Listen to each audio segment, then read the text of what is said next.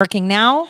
I'm kind of technically savvy, so I like to pride myself on that. This town hall is happening regardless of what they say. Had to jump through a couple hoops with the internet. People were kind of trying to educate me. Oh, you might have RAM overload. I don't know how that's possible when I have 64 gigs. It's really hard to do that. So, hopefully my audio is coming through so that I can begin. Fantastic. Absolutely beautiful. I'm hoping the other channels are working well as well. Gosh, I can't believe I have to go through unconventional methods to get this done. It's unacceptable. Unconventional methods to get this done. Wow. Third time's a charm, right? Can't cancel the truth. That's the way it is. You can't cancel the truth, regardless. All right. So let me try this again. Virtual town hall. Begin for Sauce Maris. I think I got this going now. There we go. All right. So, where do I start? Do I start with questions? Do I start with, being a complainy pants that it took me 3 times and having to go through VPNs and jumping through hoops so that my internet is not stymied? See, I really enjoy the feedback from people and the suggestions, that I have to reload, that I have to do. My end was fine. It was the receiving end that was the problem. So hopefully it'll continue on its good path. So maybe we can pretty much give it a break for a second and maybe play a little song while we wait for people to come on, because I'm going to have to start this all over again. All over again. But that's okay. I'm persistent. And that's one thing I promise everyone I will be, is persistent. You are mine, oh, Jesus.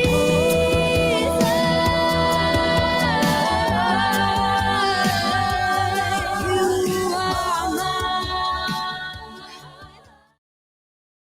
Alrighty then. Well, persistence. That's one thing I am.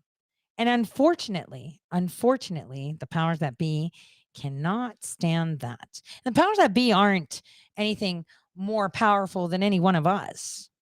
They're just, I guess, persistent too. Well, welcome to finally this virtual town hall. I haven't used this avenue in a very long time to stream, but I guess it's effective. I just don't like doing it. I don't like using this avenue. Humility. I've eaten humble pie so many times. And you know what? At the end of the day, I don't have millions of dollars that every other candidate has raised. I don't have corporations that fund me. I don't have studios. It's just me. And see, I'm still here. And I'm still talking. No matter how hard they try to stymie our voices, there's always a way. You need persistence. That's what we need. Persistence. We keep asking and demanding. At some point, we'll get an answer. That's the way it is. Now, I appreciate many of you that were texting me, texting my campaign. Like I said, I've got 64 gigs of RAM. This is a beast of a computer that I have. My problem wasn't the feed coming out. I swapped 3 microphones, 2 different decks. You name it, I did it, and it still wasn't working. It was the receiving end. There was a chokehold somewhere. So what you do is you just use another avenue that pings off of various servers, and therefore there can't be a chokehold on that. Well, I mean, there can. Let's not jinx it.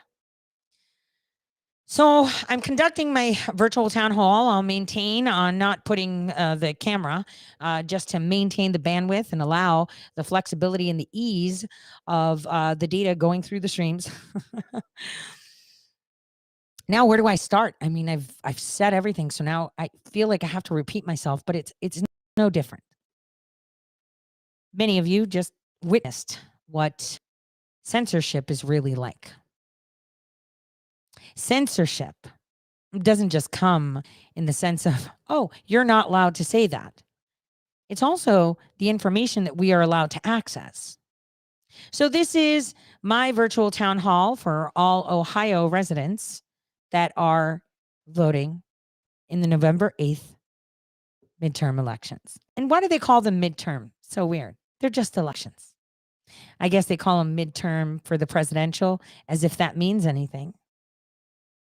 But okay, that's fine. Now, where do I begin? Where do I begin? I can start with the questions again, but I guess, can we all agree that we are now seeing that our media is extremely subsidized by the government, that the media is one and the same as the government? And in order to do this effectively, hopefully this will work better. We'll see. I want to show you a snippet of my upcoming documentary. Let's cross our fingers that this goes well. Enjoy the show.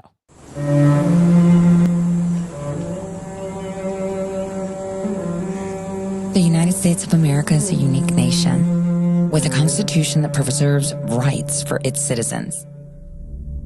It's we the people who tell the government what they can and can't do, not the other way around. This is freedom. Freedom from oppressive government. Yet its citizens have been betrayed through subversion of their constitutional rights. This change has been witnessed around the world. And citizens let it happen. Violation of our laws by the fourth unelected branch of government. Not elected, but selected. Those seeking a democratic world order sought to convert a free nation into a totalitarian state. And too many in the agency apparatus are helping.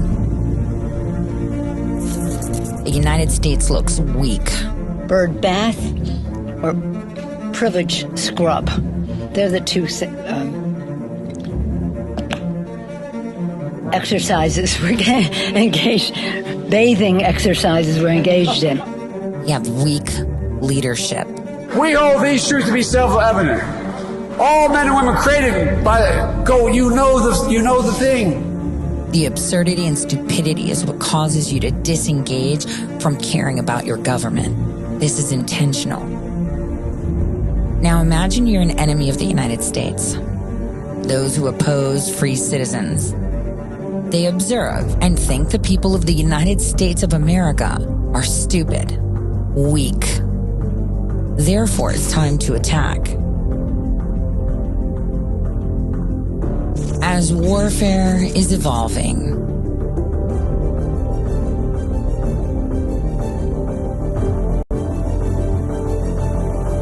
let me repeat. The constitutional laws that protect the citizens of the United States have been violated. This is an act of war on the people. From decades of compromised candidates in Congress and presidents who built up the agencies, the fourth unelected branch of government. How do you destroy a tank? This is a Russian PT-76, the current Red Army amphibious tank. You could say that it was obtained, all 15 tons of it, through intelligence channels. Or you could say we stole it. Once upon a time, spying or espionage was a fairly straightforward game. But we have come a long way rather quickly from Mata Hari. There is something new in the science of spying. It's not just stealing military hardware and secret plans, but using tanks and plans and men to promote our policies around the world and sometimes to overthrow governments we don't like. Overthrow governments we don't like. How do you destroy a tank? You destroy a tank from the inside. To invade and destroy the United States, you must infiltrate and attack from the inside. What becomes of a world without the U.S. Constitution? Who is infiltrating the United States of America? To understand how, we have to go back and take a good look at our history.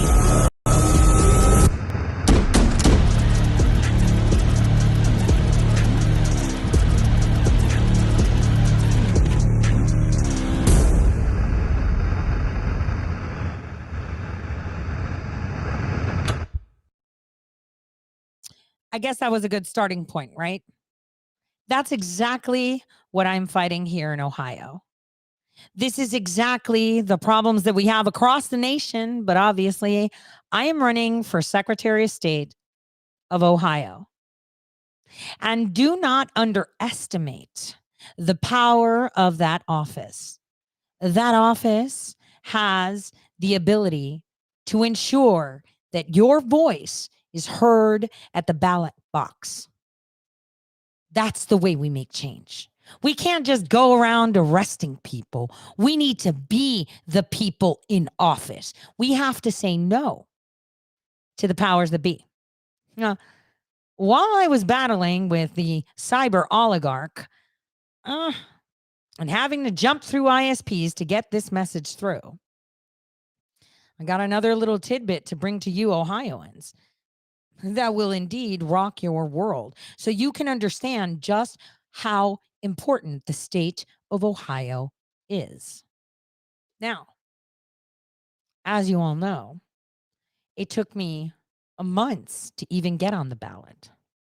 Let's take it step by step so I can show you just how much I've been fighting, aside from this debacle here with technical difficulties, having to jump through ISP hoops to get my voice out to the people. Step number one, I chose at first to run as a Republican, and there was a reason for that. The reason is that I wanted to fight the war of kissing the ring. But see, corrupt people have a way of just pulling their own pants down. I have garnered many enemies, and because they cannot attack my message, they attack me. Well, let me show you how dishonest your media is. I submitted all my petitions within 10 days, not a year, not 2 years, not 6 months, not a month. In 10 days, I had over 1,700 signatures that I submitted. Over 1,000 were valid. Now, on the Monday that the counties were supposed to provide their final numbers, well, the Friday right before that, the Secretary of State's office decided to send a message out to all the counties. Ask yourself why. Well, they saw I had enough signatures to get on the ballot, and that's something that they were terrified of. Why? Well, they were afraid that I'd get an endorsement. I don't need endorsements. I need the people. See, we have been told that in order to run, in order to be elected, in order to be in office and speak on behalf of your community, your people that surround you in everyday life, that you must be someone important. And we must think for a second. What does it mean to be important? Does it mean that someone has given me a crown? Does it mean that I have 2.5 children and that I'm special and you're not? Does it mean that I am immensely wealthy and you have nothing? Therefore, you must pick me. What does that mean? Because every single one of your voices is important. Every single one. And for some reason, everybody's been conditioned to be told that they're not. See, every voice is important. Let me show you a voice that sounds terrifying. Why is that voice in elected office? Now, as you know, abortion is a very big topic. A lot of people love abortion. I don't know why. An abortion is a procedure to end pregnancy. It uses medicine or surgery to remove the embryo or fetus and placenta from the uterus. I'm not telling you that. YouTube is.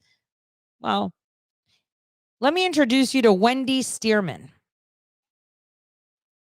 Please get to know Wendy Stearman. Wendy Stearman is an important person. Apparently, the people in her state believe in Oklahoma that she's quite important. I want you to listen to her words and what she has to say. Just pay attention to who's important, right? Let's go.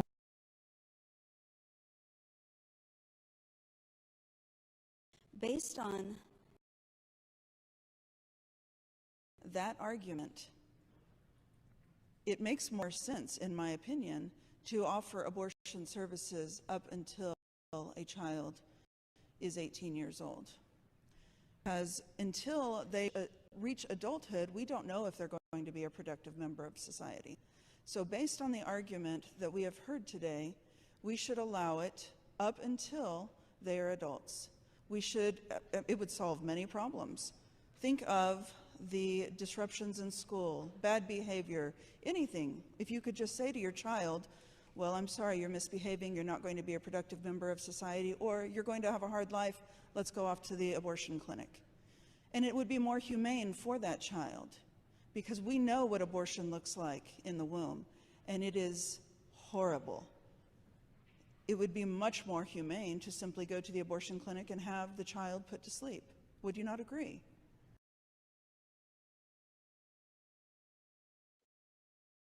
Well, Wendy, you've made your point. And I think all of us can listen to Wendy for a second. The point she was making was not that she was promoting the death of a child up until 18, but the arguments that are being made it seem that it's okay. That was her argument. Provocative, yet gets you thinking. I mean, if we can kill it in the womb and kill it up to the day that it's born, maybe 40 days after it's born, you know, all these proposals they're giving where we can kill babies after the womb. Why not just push it till 18, right? Okay. So this is important. That voice was not advocating for the death. That voice was pointing out the ridiculousness of the arguments that we are having. This is where society is right now. This is where we are. We are at a point that is so horrific that we have to go to extremes and make statements that would make your hair stand on end just listening to them. But it only makes your hair stand on end because the child might have been 15 or 12 or 2 or 1. I digress. The point of showing you that is to show you where we are as a society. Ohio, we're worse. We have accepted the cages that they have placed us in. We are either in a red cage or a blue cage. We are fighting each other. We are picking teams as if this is, you know, some kind of game. None of the parties are serving you. None of them. Absolutely none of them. They are being run by corporations. It'll be in a very short time that you will not be allowed to have money. You will have programmed digital currency. And for all you ladies out there that work really hard, let's say you get $1,000 paycheck in Ohio working, I don't know, at Walmart. Every 2 weeks you get $1,000. Well, what the government seeks to do is say that you're not entitled to $1,000 worth of digital currency. You're entitled to $500 of digital housing credits, $200 of food credits, $100 of toiletry credits, and $200 of luxury. And that's it. So let's pretend you've paid your bills and you want to buy yourself that nice, handbag. That's $500-$600. Good investment. Well, you won't be able to get it. You're going to have to save up for a few months because the government says You're not entitled to that. See, you think that's far-fetched? Well, did you ever think that you'd be in a time where you're not allowed to say things, where you're not allowed to question your politician? This is not a game. This is your life. This is your livelihood. I speak to constituents, citizens, community members every day. Yesterday, I went to the annual Hellenic Association's meeting where we hand out scholarship to, Greek American children that are advancing in high school and college. I have to wonder why my kids never apply for that. Like, seriously? But speaking to people there, a lot of them voted Democrat all their life. A lot of them had to make a hard choice on what to do when they were forced to take the vaccine or not. And while many people find it funny, oh, conspiracy theorists were right. And hey, sometimes I get that evil spiel too, right? The concern that all of us should have, those that made a conscious choice. And I say this because every single decision you make in your life has consequences. They could be good consequences and bad ones, but you make that choice. Now, what many people felt so desperate with their back up against the wall that they felt compelled that they had no other choice but to comply. In fact, I would argue that just because they felt compelled, they should have stood up taller, stronger, and louder. Because in America, that's not how we're supposed to do things. We are supposed to be a nation of free people that can make choices. Choices without being forced to take them under duress. See, when you're being questioned by the police, or if you're forced to sign a document, under the law, you are not allowed to sign that document or make a confession under duress. Under duress means that you are being forced and you feel like you have no other choice. Therefore, the mandates that were passed were done so and forced citizens to forfeit their bodily sovereignty under duress. Many of them even took that decision for their children. And many of them have no idea what's about to happen. Now, one should question, if everything is safe and fine, then why are you trying to seal records for 75 years? That's a question. That boat has sailed. People have already made their choice. We have free will as human beings, and we make choices and we accept the consequences of those choices, regardless if they're done under duress or not. Under duress, I didn't sign a document. I could have been fine. I wouldn't have had a lawsuit. I wouldn't have been ridiculed. I wouldn't have been humiliated if I only signed a document under duress. You want this to go away? Just give us this and sign it. And I said, no, I'd rather stand up burning than bend my knee to you. See, I don't just talk, I walk the talk. And as you realize today, with the stymieing on the digital end, I'm very persistent. And I stand very firm in what I stand for. And I hope that I can encourage many of you to do the same. Because I know this is just a midterm and everyone thinks, oh, it's nothing. No, this is a very, very important midterm. Your next presidential elections are very important. And who you elect in November oversees that. So one thing that you should think of is, are you happy with who you have in office today? Are you happy with the parties? Allow me to express the challenges again that I've undergone. It took me over 6 months to get on this ballot and tens of thousands of dollars later. The GOP stymied me and the mainstream media lied.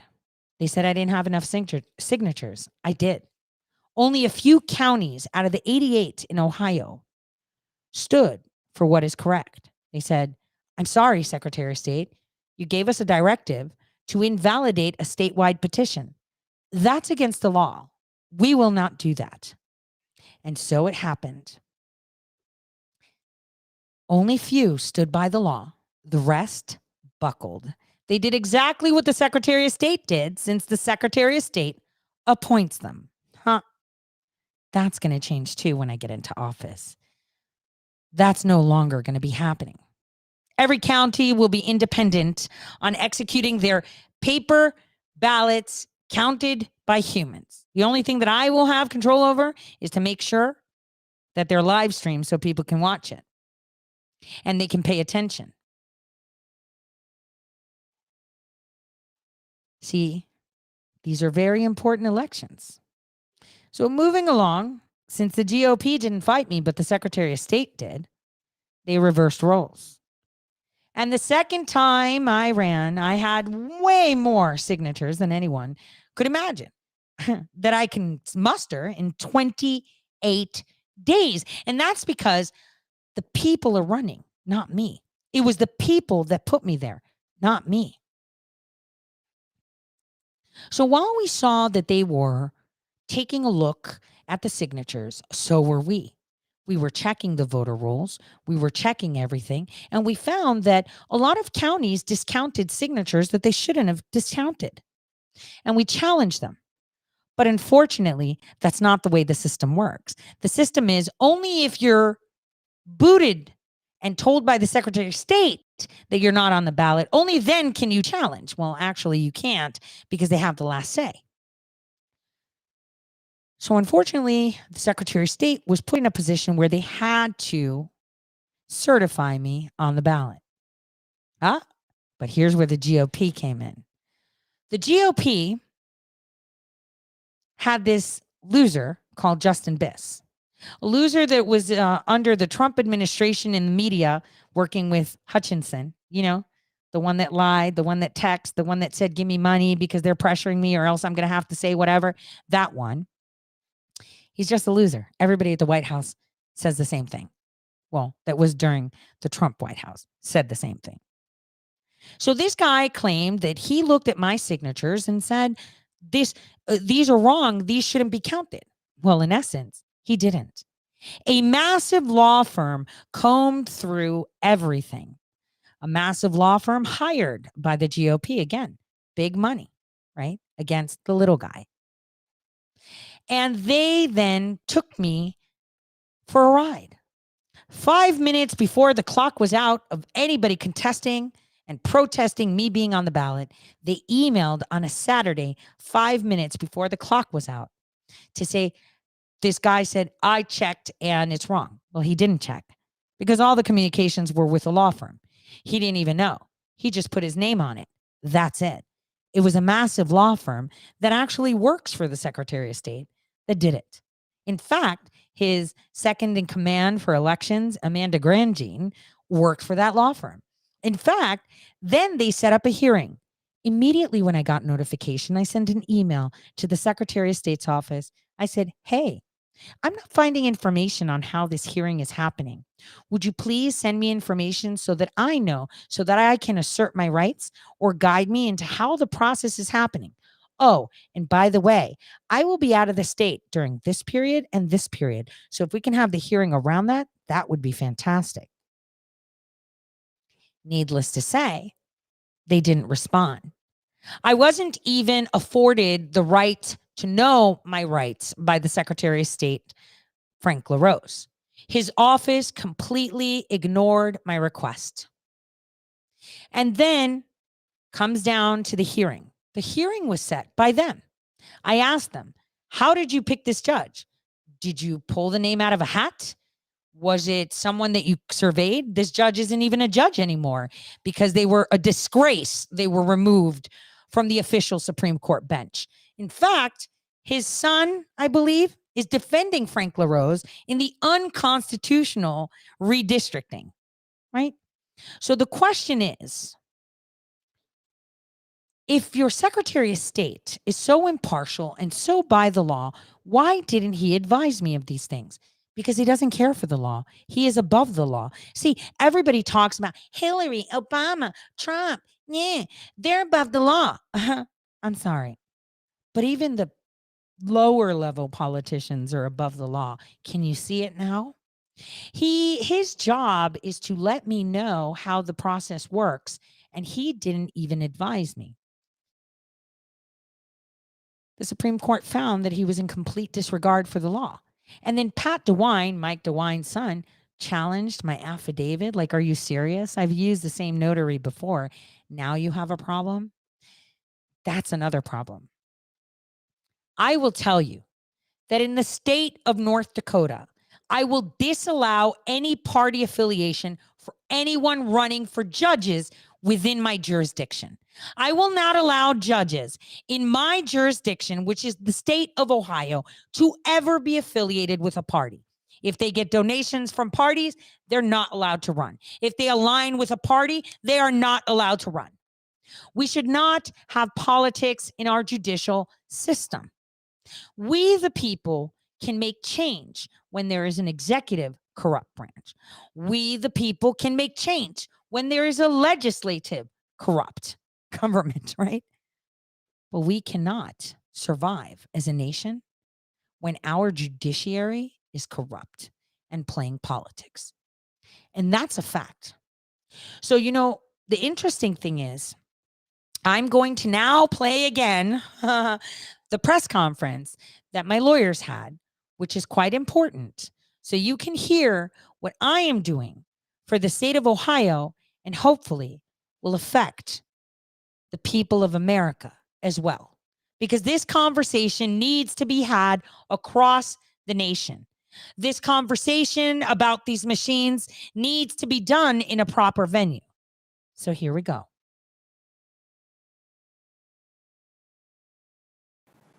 We're proud to represent Tori Tori Maris Maris and her campaign for Secretary of State. We worked hard and filed a writ of mandamus a month ago to get her on the ballot, and all that involved was properly counting the signatures. And now we are filing another writ of mandamus so that she can participate in this election, as is her right, and maybe even more important, the electors who are supporting her, the voters who are supporting her.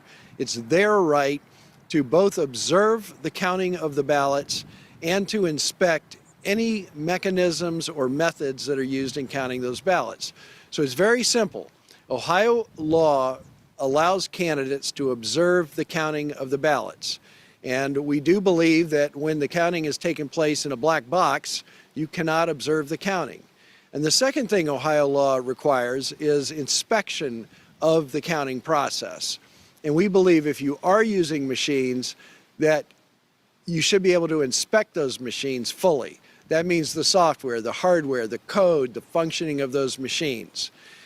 Our Secretary of State recently said that there is a crisis of confidence in our election. Well, he's been Secretary of State for several terms now, and the crisis of confidence in our elections needs to end, and Tori is attempting to do that. And it really can end very simply.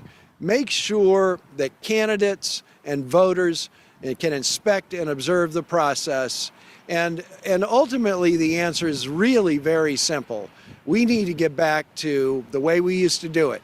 Hand-counted paper ballots. That way you don't need to spend billions of dollars on election security. You don't need to spend or worry about Chinese coming into our computer systems in the United States. We can trust our own American people to count and process the ballots. John Fleiter and I have been on both of these cases. John, would you have anything to say? Sure. Yeah, like Warner said, it's an honor to be here. It's been an honor to work on this case. we believe that this is a case that's needed to be filed for a very long time. The question today is, what does the observer law mean, and does it mean anything at all? And if we're going to have observers, shouldn't they be allowed to observe the count, observe the voting? Something else that's pretty cool about this case is it's funded by supporters of Tory Maris. So for the people watching this that have donated to Tory, this is where your money is going. This is a real lawsuit. This is a lawsuit that was filed in the Supreme Court. It has the potential to make a real difference. Your dollars actually are going to work in the courthouse fighting for your rights. So we appreciate that. We appreciate Tory, and we appreciate all the people that support her. Thank you. And if anybody would like to have us answer any questions, please let us know. Would the observers for the election, they have to be in every precinct? Or are we going in, or would you have people going in to look at the machine? Well, at all parts of the stage, all parts of the process have to be observable and inspectable. So that doesn't just end the day those votes are cast. It can go on for several days after that. So, we need to have faith in what's going on at our voting places. I mean, obviously there's this easy answer, hand-counted paper ballots. But if we're not going to have that, then we certainly need to have access to the code, the machines, and the processes that are happening in those machines, as well as whatever paper that there is. Some of the machines in Ohio, unfortunately, are still what are called DRE machines, which are just a digital register of somebody's preference. And they spit out a little tape, so it's not the optical scan ballot. So we're concerned about those types of machines as well. Yeah. She is on the ballot, and it is interesting. We learned today that some of the major media outlets, such as IdeaStream in Cleveland, failed to list her as a candidate. That is horrendous, and it's very discriminatory against independent candidates. So they need to fix that right now.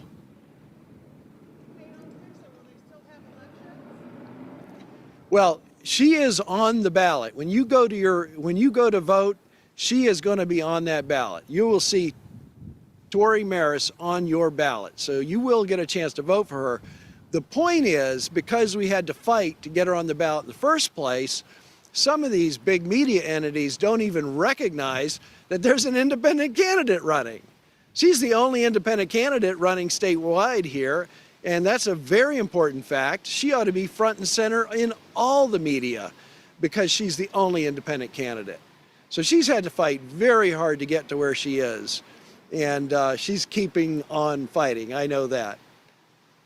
To answer your question, do you want to ask the question? Yeah, start over again. You're going to ask the question. Because this is going to be amended. Okay. Going forward with this case, what is the expected turnaround time from the Supreme Court to be able to give you guys an answer on this? This case is what's called an expedited elections case. So their answer is due Friday, our brief is due Monday, and their brief is due Wednesday. And if we want to reply, we need to get that in probably by next Thursday. So we expect the court to rule very quickly, conceivably as soon as the end of next week. I think that's what I wanted to add. Yeah. So that was part of a greater, Q&A. One reporter actually did a sit down interview with the attorneys.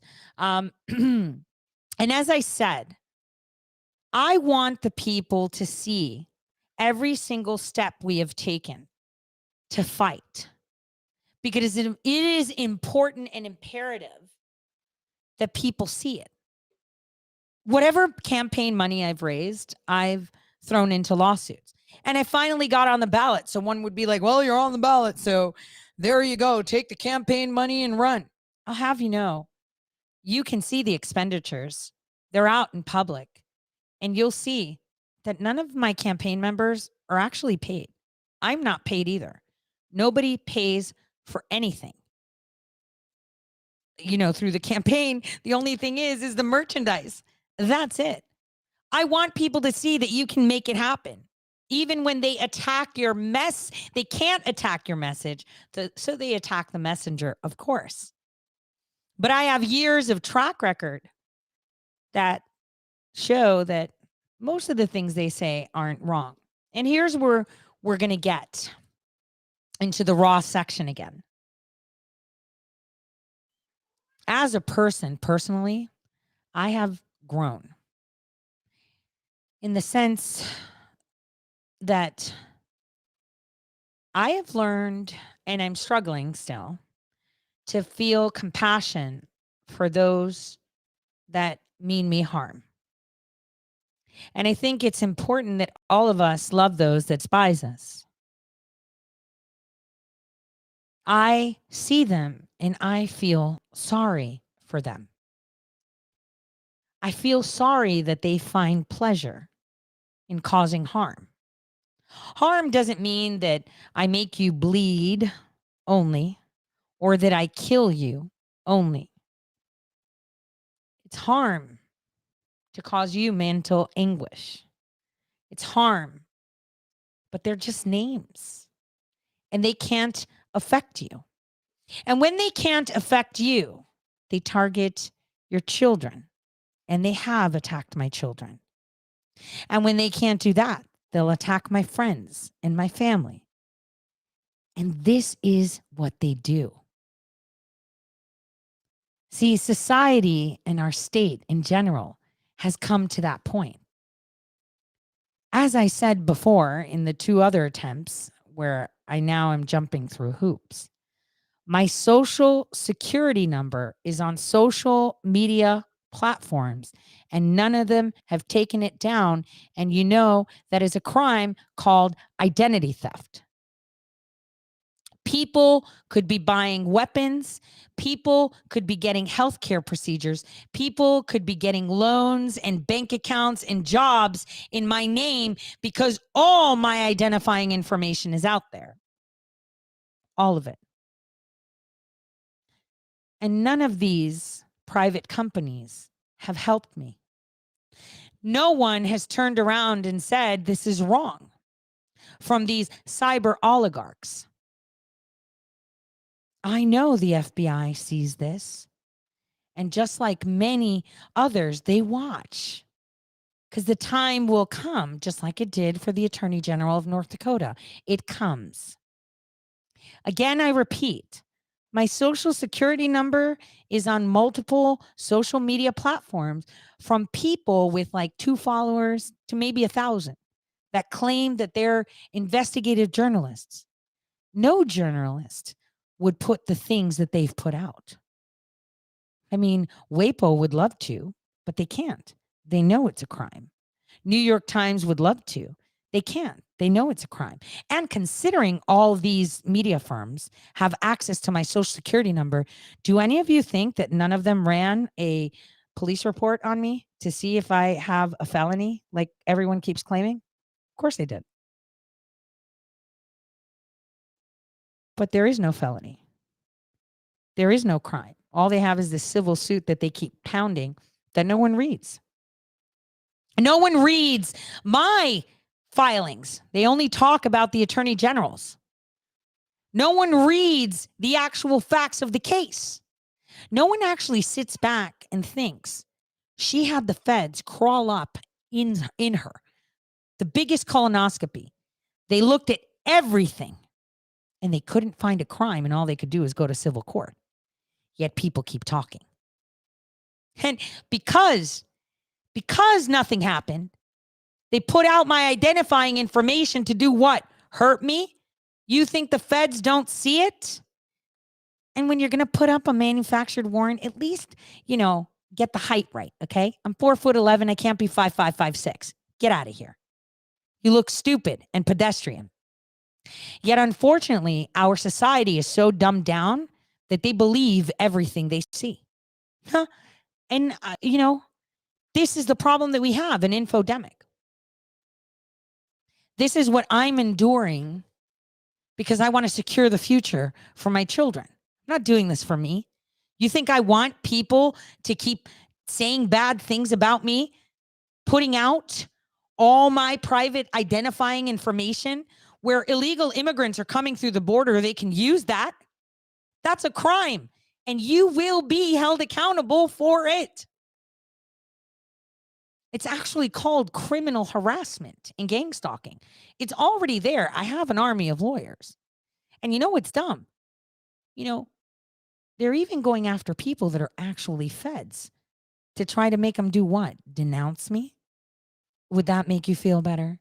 Would it make you feel great if my mom came out and said, I don't like what she says? Would you like that? Would you like that to happen? Is that your ultimate goal? What would make all of these people happy? Slit my wrist? Maybe kill myself? Which one is it? That's the question people should be asking. Why are they doing this? To silence me. They can't. Because I will maintain course regardless. So what is the main goal? To sway people. To tell people that they know best. Look at you. You're a person with no identity. You hide your identity. You provide information that's not correct. You're harassing a whole family for what? Am I speaking hate speech? Am I saying things that I'm wrong? I didn't bend the knee to a whole state. You think you're going to get me to bend the knee? You think you're going to embarrass me more than the troubles that I've been through? Unlike my opponents, both Democrat and Republican, I don't have the 2.5 kids in the white picket fence. I've had a very different kind of life. And that should terrify you more than anything when you know that I have destroyed 45 nations. That's fact. And it's unfortunate that they don't see it. And for some reason, they believe that their employer, Media Matters, that's just one of them, is going to cover for them. It'll be so much fun to watch how this works. And I pray for every one of them because I really do feel sorry for them. Imagine waking up every morning and trying to think how they can cause harm to someone else. What kind of low-life person are you? See, I don't have to destroy any enemies. I don't have to. They destroy themselves. And you're seeing that happen in front of you. All these politicians, you can see them self-destructing. You don't have to lift a finger. They tell you exactly who you are, right? They tell you. You are nobody to them, and they are important, and you will put up with it. This is why we have someone running in New York sharing a porn film and him starring in the porn film to show how he's open about, sex workers. This is crazy. This is hell. This is actual hell. Now in Ohio, look at what we have. Let me talk about my race only. I have Chelsea Clark, who doesn't respond to anything, hasn't been to any events, won't even go to events, has been very nicely interviewed by the state-run media, obviously not even mentioning that I exist. And yet she has this perfect image of herself. I should find that video for us, shouldn't I? I should find that. Let me show you who these candidates are and what they're telling you they are, because we should compare and contrast Ohio. It's really important that we do. It's very important that we do, because you need to see what they are telling you. I almost feel like I'm watching, specific magazines. Here we go. Let's share our site. Let's take a look at what Chelsea Clark has to say and how much better she is than you. And this is why you should vote for her. Let's go. I'm Chelsea Clark, and this is my business.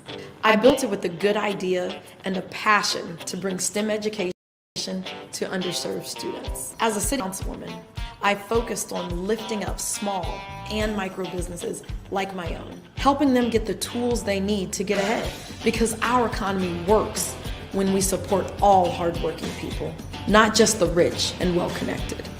Now I'm running for Secretary of State because politicians in Columbus, like Frank LaRose, have embraced MAGA lies, pushing voter suppression and massive purges from our rolls to stop Ohioans from voting who don't always agree with them, so they won't pay the price for bribes and bailouts to campaign donors.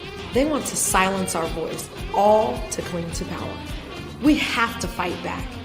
And I'm asking you to join this mother of two and sixth-generation farm girl in getting to work, to modernize our elections and cut red tape for small businesses, to root out the rot and bring common sense back to Ohio. Together, we can protect our democracy. I hope you'll join me. Well. So number one, she is the rich. Number two, at Forest City, she hasn't done anything for micro businesses. Number three, the STEM education is actually a nonprofit where money comes in and money goes out. And as you can see, she pandered to the left by showing the J6 and showing LaRose with the J6 and the MAGA. She's so disconnected. Frank LaRose has nothing to do with the MAGA movement. Frank LaRose is an actual Democrat. Chelsea Clark pretends to be one. She has been casted for the role, right? Frank LaRose is actually a Democrat. Actually, he's a globalist. Oh, so in fact, he is a bona fide Democrat because the Democrats are the globalist line, whereas the Republicans control America. And they're kind of a little bit iffy on giving full control to the globalists. So let's be fair, right? So he's a globalist more than anything. So that's her advertisement. She's done amazing nothing for her community, and yet she wants you to vote for her, who is rich, because she's done great stuff by creating a nonprofit that makes her a pretty penny as she pushes it along. Interesting. Because if anyone can show me what she has done, that would be fantastic. I'd love to see what she's done for small businesses. Absolutely nothing. And the disenfranchised voters that she's showing are just what? African Americans, Black people, because they're not from Africa. So let's just go. Black Americans are the disenfranchised? Get out of here. Stop it. Are you kidding me? Are those the ballots that didn't go? No. We haven't had a proper audit on our voter rolls in a long time. But I digress. And the reason is that we can't have one. Why? Because at the end of the day, the actual issues that we have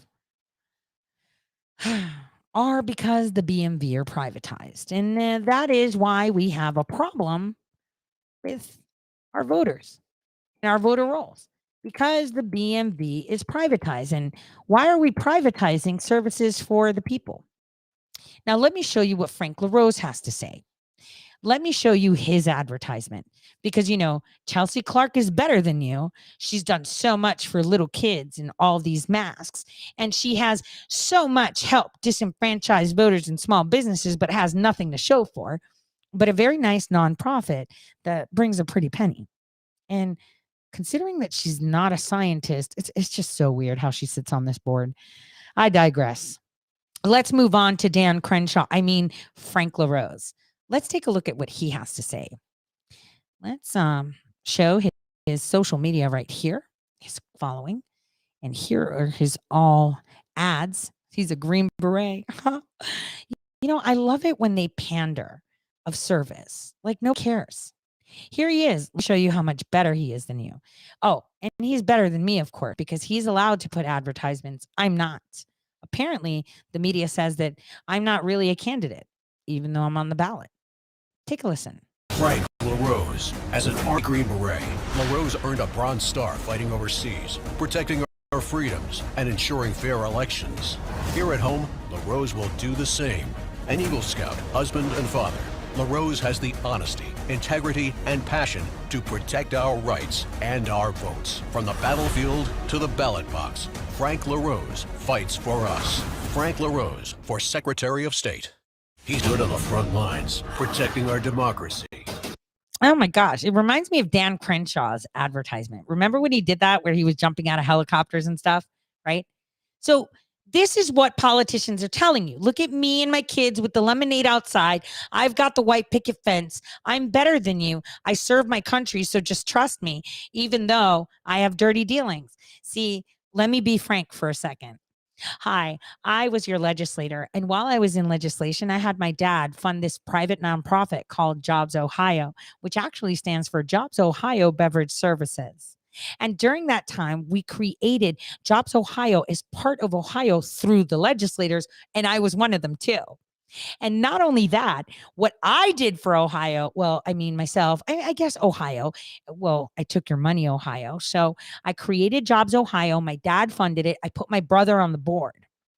And then I ran for Secretary of State. So I pretty much bought my position since, I created Jobs Ohio, right? So as my brother was on the board and I became Secretary of State, I then partnered with the World Economic Forum, the globalist company that says that you will own nothing and like it. The one that conducts all businesses for all nations and tells them what to do. That one. So now your information, when you put it in Jobs Ohio, when you're looking for jobs, well, guess what? That goes to the Europeans. I mean, the United Nations. I mean, the global government, which is governed by corporations, big ones, and they have all your information. So they'll decide if you're allowed to work or have money, but that's for later.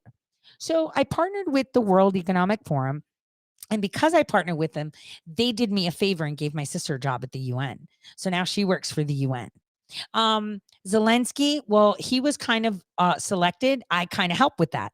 Cindy McCain had a whole delegation go, and she needed me to be there as Secretary of State to observe how we can carefully and meticulously ensure that a certain candidate wins and not another. So, as Frank LaRose, I've done so much for Ohio in propelling you into the globalist government.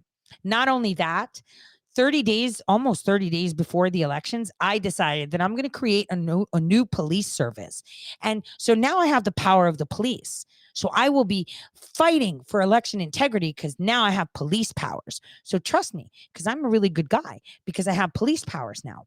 And not only that, Lester Lyles, who's currently on the boards of Jobs Ohio, well, we just promoted him to the Department of Defense as the new Defense Advisory Committee of Diversity and Inclusion. Like, come on, I'm the best Secretary of State. That's Frank LaRose in a nutshell. You could take that to the bank and you can fact check me too. That's 1,000,000% what happened. Yes. Yes. And yes, this guy is not about Ohio. He's about the global corporate entities.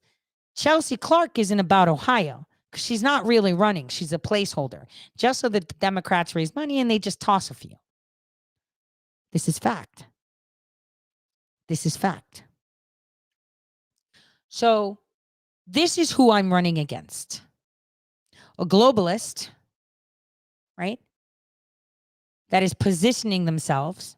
A globalist that helped select Zelensky in Ukraine. And remember, in 2014, I fixed those elections. I hired every single one of the people that we sent. Oh, that's not true. We didn't fix elections. Really?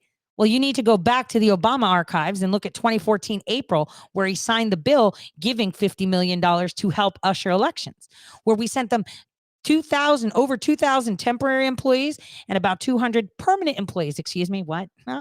Yes, with U.S. tax dollars, so we can help them conduct elections. I help them very much so to make sure that the person that Joe Biden had a conversation with, where he said, clock's ticking, you're not getting money. Remember the quid pro quo, Joe, right? He needed that same guy elected because he was going to get rid of the prosecutor. Remember that? I helped that happen. That was my job. To hire the right people and make sure that it's done. So that's who I'm up against. So right now, Ohio is at an impasse. Do they continue to do the same thing and expect a different outcome? Are these Republicans, I'm just voting Republican, just straight down ticket. But they've been screwing you every step of the way. Yeah, but I can't have a Democrat. You have another choice. I don't know. Maybe that'll, siphon the votes. Well, if you're not all voting for your interest, then yeah, it's siphoning votes and we won't know who's happening. But if you're actually voting for your future and your kids' future and your grandkids' future, you would vote for someone that's here to fix it, that has been fighting every step of the way, that has been silenced from day one. That's how you make change. That's how you make change. Now, many might say, you're not getting an endorsement. I don't need an endorsement. Don't you get it? That's the problem. Is that where you have reduced yourself to? That you will only vote or select people that are anointed by someone you look up to? I guess maybe I should have Cardi B. She was Woman of the Year for talking about wet body parts. So since she was Woman of the Year, maybe she'll endorse me and then that makes me okay? Is that how it works? Do we reduce ourselves to that level? Is that how important we are? Is that what you're worth? We have reduced our rights to the level of a football game. That's basically it. That is basically it. We have reduced ourselves to nothing as a nation and as a state. We have become extremely tribal and we're not making decisions the way we should. And then we're complaining about the decisions we made. It's madness. I'm not perfect. And I don't have all the answers. But with the people together coming to the table, they will help me determine the right avenues when I don't know what to do. Because I'm not going into office to do what I want. I'm going into office to do what the Constitution says. I'm going into office to bring transparency. I'm going into the office to fix things. What we're going to fix? Well, let's start with the businesses for one. Classifications. We're not classifying businesses correctly. What's an actual fictional company, shell company, whatever you want to call it? We need to label that as such. When they're foreign outside the nation, they need to label as such. When they're foreign, meaning outside the state, they need to be labeled as such. You know, I heard Attorney General Yost, his person was talking and claiming how Attorney General Yost fought for Americans and fought, to hold pharma accountable for the drugs that they have been peddling to people and keeping them drugged up. And everyone was like, "Raw, that's great." He's like, "I had them pay over $800 million. Are you kidding? Was that Pfizer 2 or Pfizer 3? See this, let me give you a quick crash course on big companies. Maybe we could use Hunter Biden as an example, but we'll stick to Pfizer. So there's Pfizer, Pfizer 1, Pfizer 2, Pfizer 3, Pfizer 4, Pfizer 5, Pfizer 6. Pfizer 3 was sued. Pfizer 3 pays $800 and they go bankrupt, $800 million and they go bankrupt. So they don't have to pay the full $800 million. See, if you pay attention to the details, you'll see they're all in bed with each other. And they're all funded by the actual companies that they're allegedly going after. People don't see that because they're so busy playing sides, left or right. That's it. That's the problem we have. We're tribal and we're not paying attention. That's fact. And this is going across the nation. In my state, as Secretary of State, Farmer's going to have a lot more to answer to. Because what they're doing right now is smoke and mirrors. No one will be providing products that are against the Constitution. They can't commit actions. They can't fire, hire, install, do against our Constitution. I will move every single IP address that Frank LaRose handed over to the federal government under GOV and put it under a new ISP, a new server, I guess .ohio maybe. No more DHS, no more feds in our system. If they want to look at Ohio things, they need to ask us and ask permission. No more of the BMV franchises making money by selling our data. Your BMV is selling your data. They're selling it. If True the Vote, the 2000 Mules movie that they did, they showed you how they purchased data location. Well, the data that you have on file with the Secretary of State, much of that data is actually privatized, like the Bureau of Motor Vehicles. Just like you can open up a McDonald's, you can open up a BMV branch. I don't know how much more clearer I can make this. You are nothing but a commodity to them. They see you as dollar signs. You are the consumer and they're consuming you too. It's that simple. In Ohio, when I'm Secretary of State, we'll be minding our own business. We will be taking care of the businesses within our states. We will have regulations in force. And just so you know, Jobs Ohio, well, they actually have foreign interests and they're supposedly done by legislators. We got to fix that. We shouldn't have that. See, the Secretary of State keeps all documents like secretary. You get it? What did secretaries used to do? Keep all the calendars, keep all the files, make all the phone calls, and keep operations running. That's exactly what my job is. And that is what I will do. And I will do it in a way that will upset a lot of people, but it's necessary. We must do this. Even our media that's subsidized by the government, they'll be classified correctly. Classified in the sense that, like I said, the Dayton Daily News claimed that they reached out to me to ask me questions. They did not. In fact, they published the answers Frank LaRose gave to MSNBC, where they did reach out to me and they did ask me questions. So the question is, why would they say that I didn't respond? Is that paid placement? Because I know Chelsea Clark, her campaign answered the questions that were on the MSNBC article. Do you see what I'm saying? Dayton Daily News is entertainment, and they will be classified as such under my jurisdiction as Secretary of State. If you are not reporting unbiased news, you are considered entertainment. I will not allow you to have the title as news. That's the way it goes. We enforce the laws and common sense. That's how it happens. Now, as for elections, pretty simple. No technology. Technology is necessary to make things efficient. And when we make things efficient, we drop the ball on accuracy. We have elections once a year. It is not necessary to have machines count, especially when you're not allowed to see how they count. They play games with words. Oh, we do have paper ballots and we can audit. No, Frank. You're going to have me pay out $2-3 million to count every damn ballot.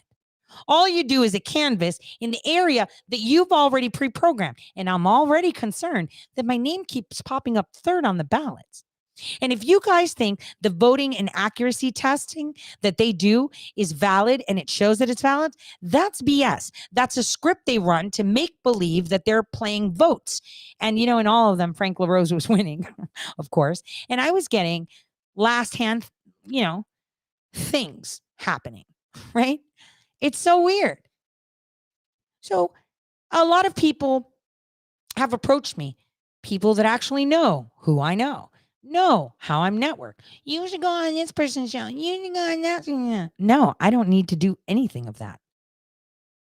Because next year, when people are running for school boards, for sheriffs, for county commissioners, for city councils, for mayors, I don't want them to think that they have to go on some big show to win. They have their own coattails. I want you guys to know, every single one of you that are hearing my voice, if you want to fix the problem, run. It's not hard. Get 10 of your friends to tell 10 of your friends to tell 10 of your friends, and it's game over. You win. Unfortunately, with these machines, we can't. Because the scanners read your stuff, but then they stick them in this black box, and we call it black box. It's actual a crypto trap door. I've written articles about it in 2019. I've actually tried to make it with artwork so people can see how they do it and where they steal it. I know this because I would convince other nations to take it, to accept it. And actually, just so you know, Frank LaRose responded to my lawsuit at the Supreme Court. And he actually said that. Do you know what he said? He said, we can't, show the people what the code is in there because that would make us vulnerable to foreign and malicious hackers. And it's like, wait a minute, I thought they weren't connected to the internet. How are they going to hack something if it's not connected to the internet? You see, this is doublespeak. You know what he doesn't want to admit? That the state of Ohio no longer controls elections. You know what he doesn't want to admit? That the Department of Homeland Security executes elections. Do you know what he doesn't want to admit? That everything's fixed, and he knows it. And while people are saying that, oh, Trump won, so it's not. Guys, you all know that in Ohio, if they would have had Trump lose, there would have been an uprising. But did you pick your judges? What about your school boards? Your mayors? Your county commissioners? Yeah, that's the problem. What about your legislators? Because, I hear people saying, Amy Acton and DeWine, they shut us down. And it's like, yes, they did. Frank LaRose canceled the elections. Gosh, see, this is what happens when people do not know what's going on in their state. They didn't do it on their own. Your legislators in March had a tax bill. They were writing up a tax bill to pass. Guess what? They snuck in the tax bill. Your state legislators did it. They said, oh, if there's a pandemic, we cancel elections. That's where they drew authority from. Like, it's not hard to see it. I want Amy Acton out of here. She should have no authority to speak. I've said that very, very strongly because she is unelected and she's just making decisions for people. And she also worked PEPFAR, giving people AIDS in Africa and then pretending that she's trying to heal them. They make a problem to then come in and tell you, here's the solution, pay us. This is what they do. They create chaos and then tell you, oh, we'll come in and save you. Your legislators did it, you guys. They passed a tax bill at the beginning of March and they snuck in the sentence that if there's a pandemic, you don't have elections. Again, you don't have elections. Your legislators did it, not Frank LaRose, not DeWine. Your legislators, you're just not paying attention. And this is the problem we have in our state and in our nation.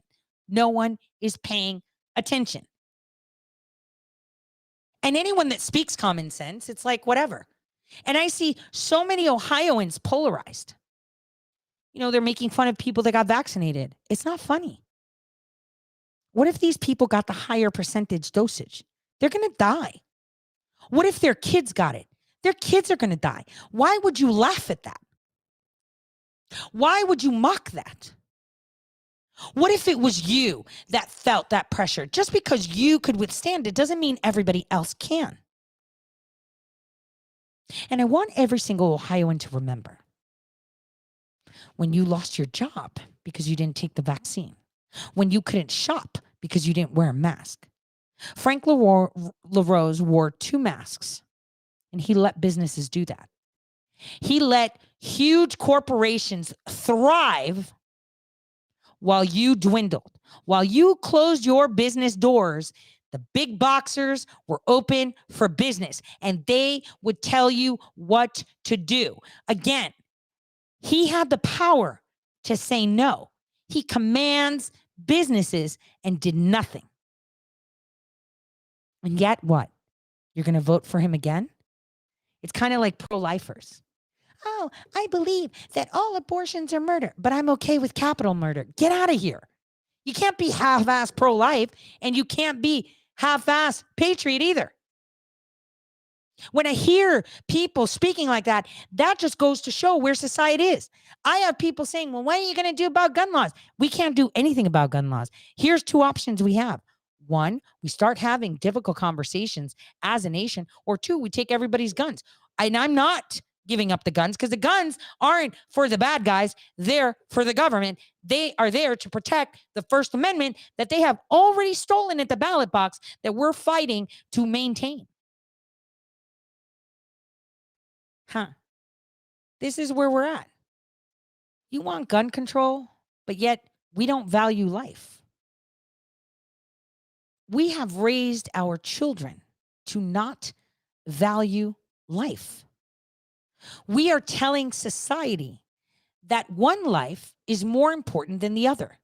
We have legislation in multiple states across the nation that say it's okay to use human remains as fertilizer.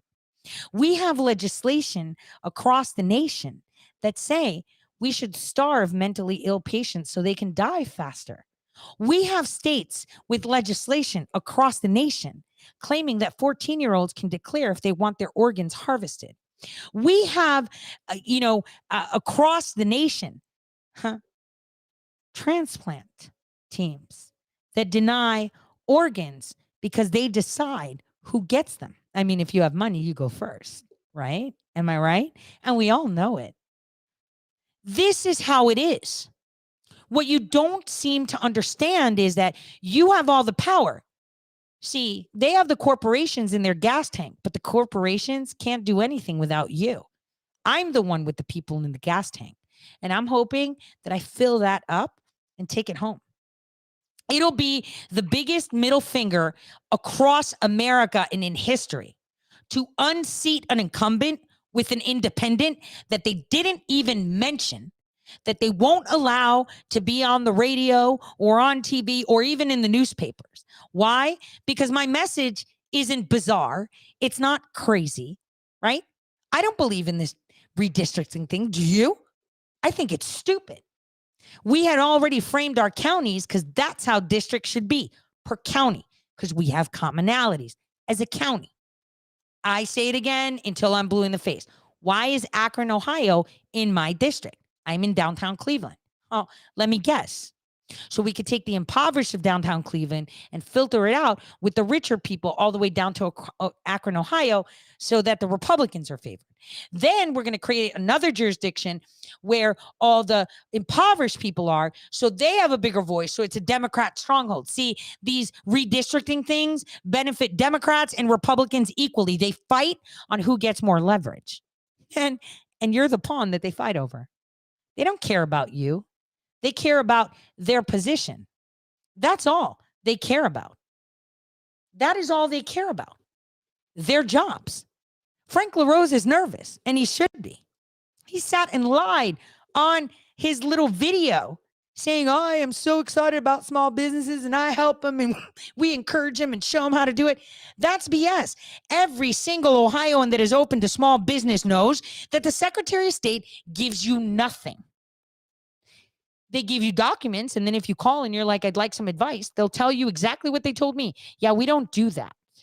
You need to go hire someone to help you with that. Huh? When I'm Secretary of State, I will have people help. I will have satellite offices across the state, so you don't have to travel to Columbus, where you can actually sit down with a former IRS professional and a lawyer so they can tell you your first steps. And if I don't get rid of the bully Chamber of Commerces, because some of them are good, I've actually seen 5 in the whole state that actually promote their small businesses. I will negotiate that they waive your fees. I will pay the fees as Secretary of State for the new small business so they could be part of the Chamber of Commerce, if that's what they want. Because I want my own Chamber of Commerces with all the companies, equal footing, not the fat cat that has 20 restaurants to be in charge, but everybody. That's fair. That's fair. I want to get the corporations out of the schools. I will not allow federally funded educational systems to have foreign and domestic private entities funding them. It's unacceptable. This is how we get into the position that we're at. We need to be more diligent on how we operate as a state. And like I said, I'm being attacked on all fronts. Again, I repeat, my social security number is on all social media platforms and they're not protecting me. It's against their rules and regulations, but they're allowing it. I have people that are attacking my children, my family, because they think it's fun. And I'm okay with that because there's no there. I've been humbled before. And I'll tell you what, humble pie is not so bad. It changes you. It makes you see that maybe you're not a know-it-all and there's things that you need to learn.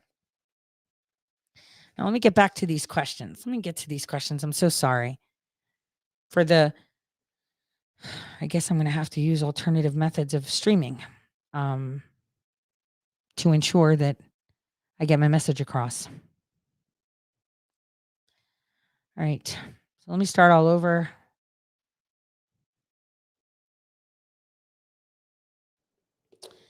All right. I'm going to start again. I'm sorry if it's repetitive. Using these machines, how are we doing to accept defeat? Or is this where the writ of quo warranto comes into play? Also, Dr. Frank recently went on a podcast and said that North Dakota is the most corrupt state in regards to election integrity. Being as you battled it out with Nodak's now deceased Attorney General, and you called Nodak home for some time, how can you, as Ohio Secretary of State, bring election integrity to a state like North Dakota? And I'm going to repeat what I said. It's emulation. Lots of states' citizens look to other state leaders to push, their wants and their needs. They say, hey, that person's doing that. We want that here. And if no one's around to do it, then they run and say, I want to emulate, right?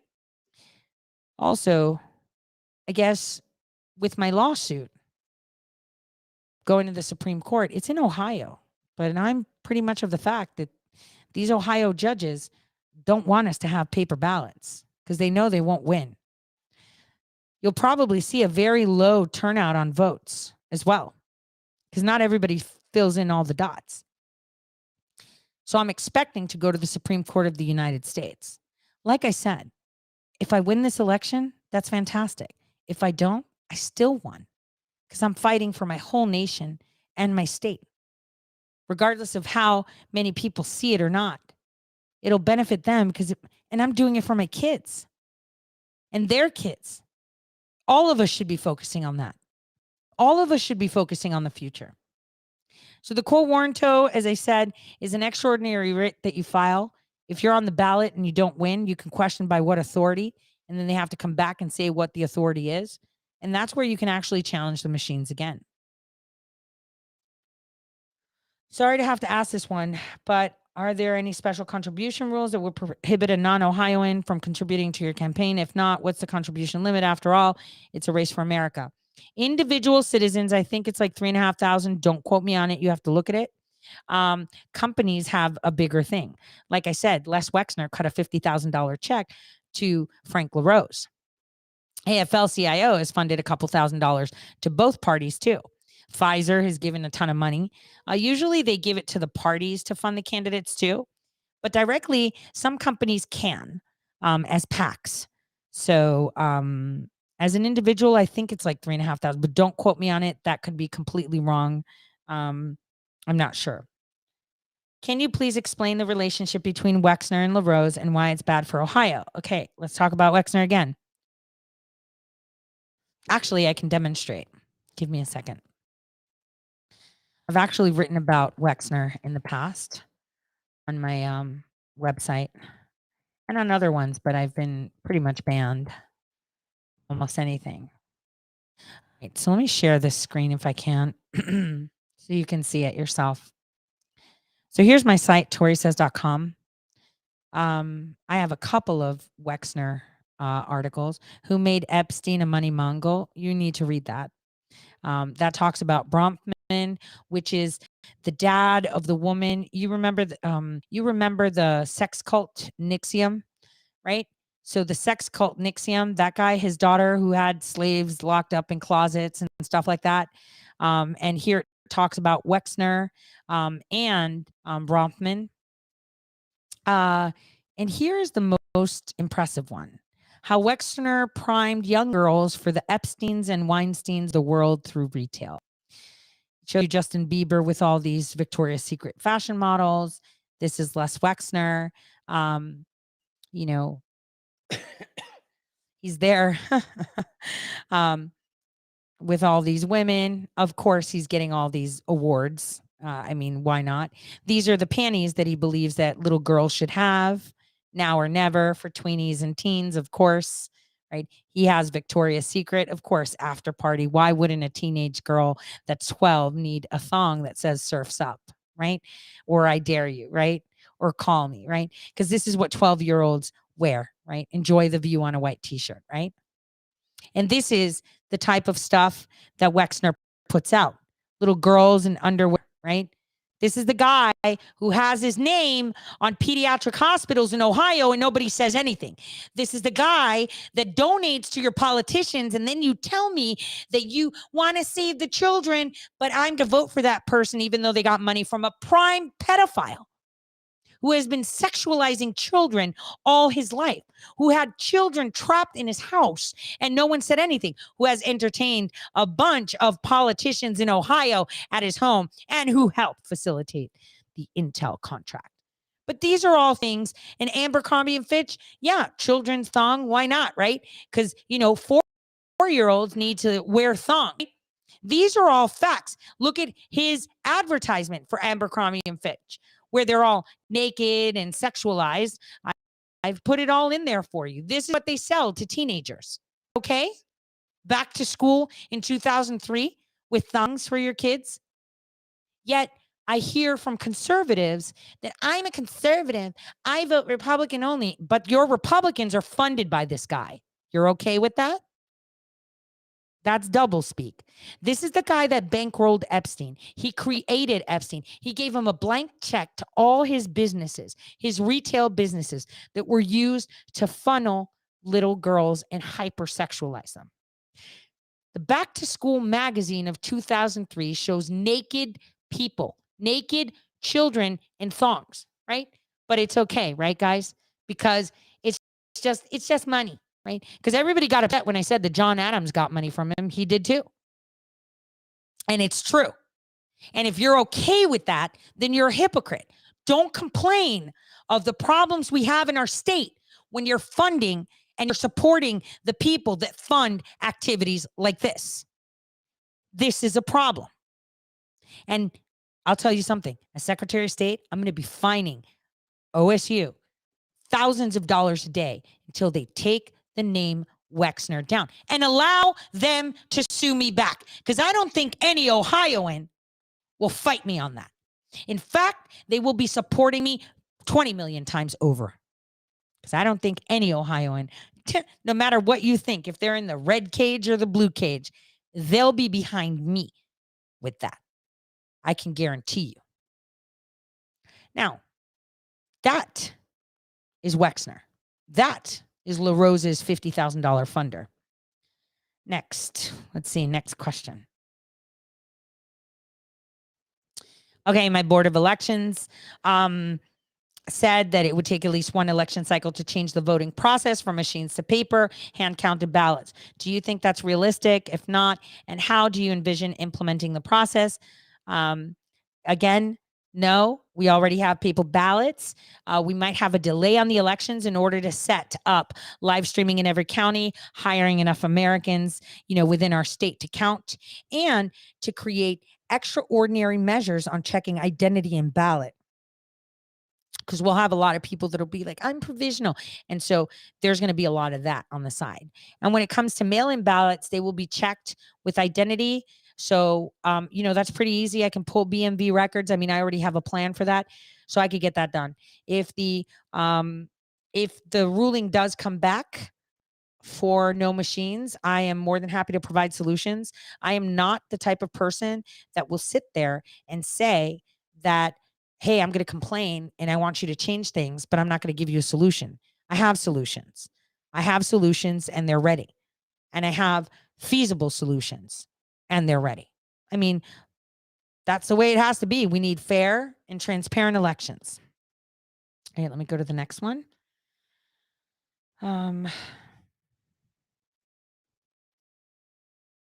What is your plan for securing elections in Ohio? Is there anything that can be done for other states? Again, I'm going to use Jen Psaki. Can we play that song? I want to play that song. Let's circle back. Have you guys heard the Circle Back song? It's a pretty fun song. I think we need like a quick break of fun. Circle Back song. You guys haven't heard that song, have you? See, I am not only awesome and transparent, but I'm also funny. And I have a really good sense of humor. Really, I do. Here's one of my favorite songs. You know what I mean? I will venture to get you an answer on that, and maybe we can talk about it, and you'll circle back. I will have to circle back on that one. But we'll circle back. But I will have to circle back with you. Let me give you a very specific example. I'll circle back. I hate to disappoint you. Circle back. That's an excellent question. Circle back.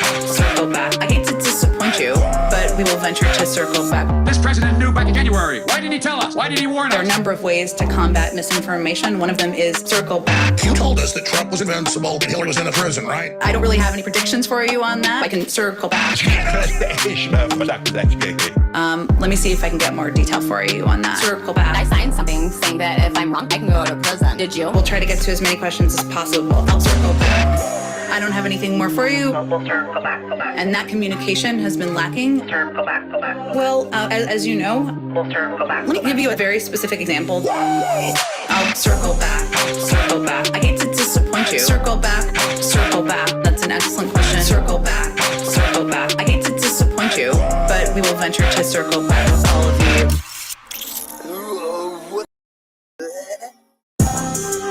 All right. So let's circle back to that question then. That was a nice, quick, funny intermission. I love that song, and it's actually quite catchy. Then that's how they avoid answering questions, by circling back. So I'm not avoiding the question. I'm actually circling back to my previous answer, which is no electronic equipment, no digital equipment, no computers at all involved in counting our ballots. That's done.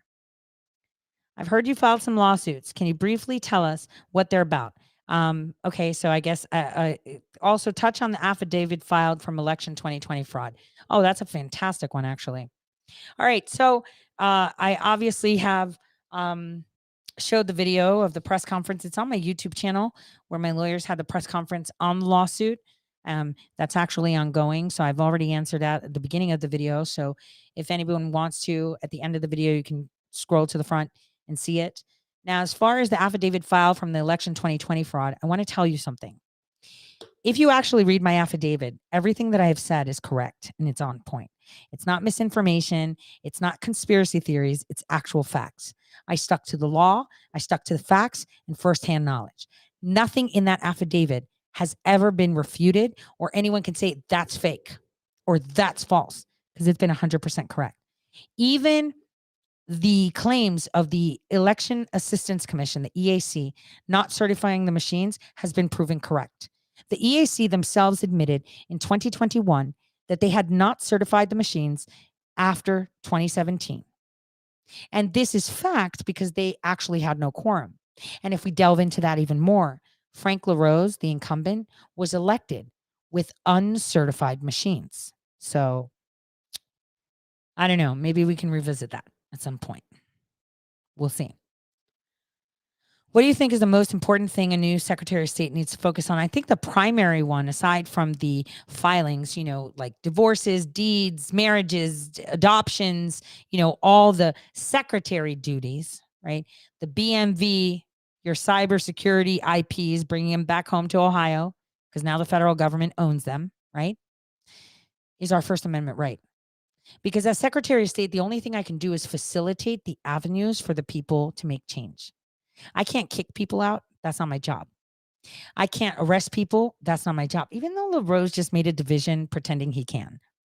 I can't do that. But what I can do is create ways that are easier for people to actually get into office. So one of those ways is that I will terminate primaries. There will be no such thing as a primary anymore. There is no more primary. Everybody votes on the runoff. So in the spring, we will have a runoff. That means if there's 10 Democrats running for governor, 10 Republicans, 10 independents, 10 libertarians, 10 Pastafarians, whatever you want to label yourself as, you're all running on the same day.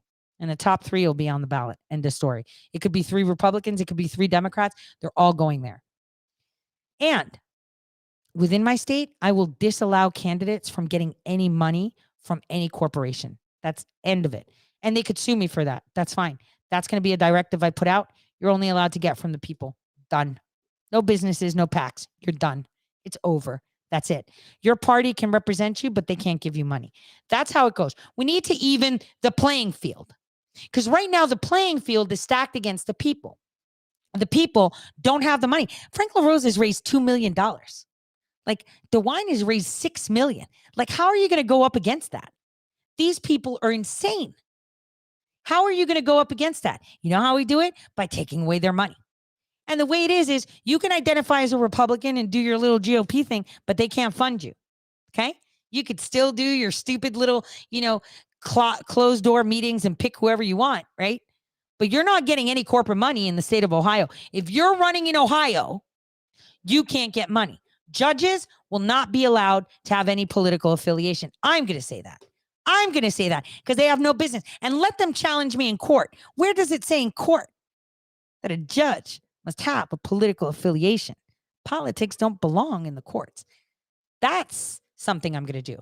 Level the playing field so I can have the mom that's a, empty nester, that she can run for city council and make some changes. She can't run right now because she's running up against people that have hundreds and thousands and millions of dollars. But when the playing field is level, it's game over. Game over. You're only funded by the people. No more businesses. I can make that happen. See, what I can do is create the foundations for my people in Ohio to run and take office and fix the problems they have. That's how you do it. You get rid of the big pockets. End the story. Let them sue me. Tell me which citizen will say, no, we need the GOP and the big corporate money. Absolutely no one said no one ever. You see how common sense makes sense. And this is why they don't target my message and they target me because my message is on point. They just don't want you listening to it and getting any wild ideas of trying to be free and stuff. You must stay in your lane. Red cage, blue cage. That's it. You're not allowed to be in the middle. So yeah, no GOP, no DNC, no private PACs, nothing. It's all the people. And judges, not allowed to get any funding. Done. So I have solutions. See, unlike my opponents that are just telling you talking points, look at me and my family, I'm this and I've done that. I'm telling you what I'm going to do. That's what I'm doing. I'm going to create it in a way that they can't do it anymore. You want to fix your taxes? You need to run for office. How do you run for office? You can't. These people have millions of dollars, right? Well, fly, little birdies. I'm going to open up that cage because they can't hold you back anymore because they won't have money. You see? No blue cage, no red cage. People in East Cleveland, they want better schools. They want better housing. They want better programs. No problem. We're getting rid of these politicians to be able to run you out. I want the mom with the 5 kids, right, that is struggling to keep food on the table to be able to run and part-time city council and fix it because she knows the problem. You want to fix the problem of people being on food stamps and helping them get off? Because I'll tell you what, when you're on food stamps, the minute you start making some money, they take it from you. And then you're like, oh my gosh, I can't catch up. I can't catch up. And then they're right back in the thing. And they're going to be like, you know what? I'm just not going to work because it's a lot easier when I get food stamps. See, they're not empowering their people. They're trying to keep the people further under control. See, this is how we do it. Just get rid of them. How do you destroy a tank from the inside? You come inside and you're like, wait a minute. Wait, you're allowed to get PAC money. Yeah, we're not doing that anymore. You're allowed to get corporation money. Yeah, we're not doing that anymore. Wait, the judge is siding with you like Pat DeWine. Oh, he's a Republican. He gets GOP money. He gets Wexner money. He gets this money. Yeah, you're not doing that anymore. You can't be a judge in my state and have a political affiliation. Done. I hope that answered the question. I'm going to facilitate it. Oh, and not only that, you know, when politicians get in and they tell you everything you want to hear, and then once they're in, they do the complete opposite, right? You should have avenues to be able to remove them. And I know that Frank LaRose's people are like, she can't do that. Oh, watch me. Watch me. I will facilitate through directives because Frank LaRose just created a police division. Like, I can't put a directive that says that if you have a grievance against a candidate within the first 6 months of them being in office, having lied to you and taken your campaign money and done extremely the opposite, and you have evidence that he told you that he was going to do this and then he flipped, you're allowed to get a refund. Why not? Let's all get refunds. See, it's kind of like the Gonzalez guy out in Ohio here. He ran and took everybody's money, calling the impeachment against Trump a sham, right? It's a sham. We're going to fix this. It's a sham. He gets elected. The day he swears in, the next day, or is it the same day, he voted to impeach Trump. Like, everybody gave him their money. They want it back. They're like, you lied. I'm going to facilitate that. See, I mean, if you can, you should have, what are they called when the cars, like, you know, you get a car and they're like, oh, it's fine. And then the next day it's dead. And they're like, oh, tough noogies. Well, we should have a lemon law. That's it. Against our politicians too. That's the way it is. It's just so simple and common sense. Let's facilitate the voice of the people. Because right now, everything they're doing is keeping you quiet and suffocating you and not listening to you. Listen, the fact that I'm not on mainstream media, the fact that they won't let me run ads, they won't let me do anything. They won't even mention me. I mean, a PBS, public broadcasting station, listed every single candidate running for every single office that's on the ballot, and they didn't even put me on there. And they're federally funded, right? It's up to you guys to spread the word. Anyone in Ohio, you know, you call and say, you want this fixed? She'll get it done. Well, I don't know. I hear, yeah, she's fighting.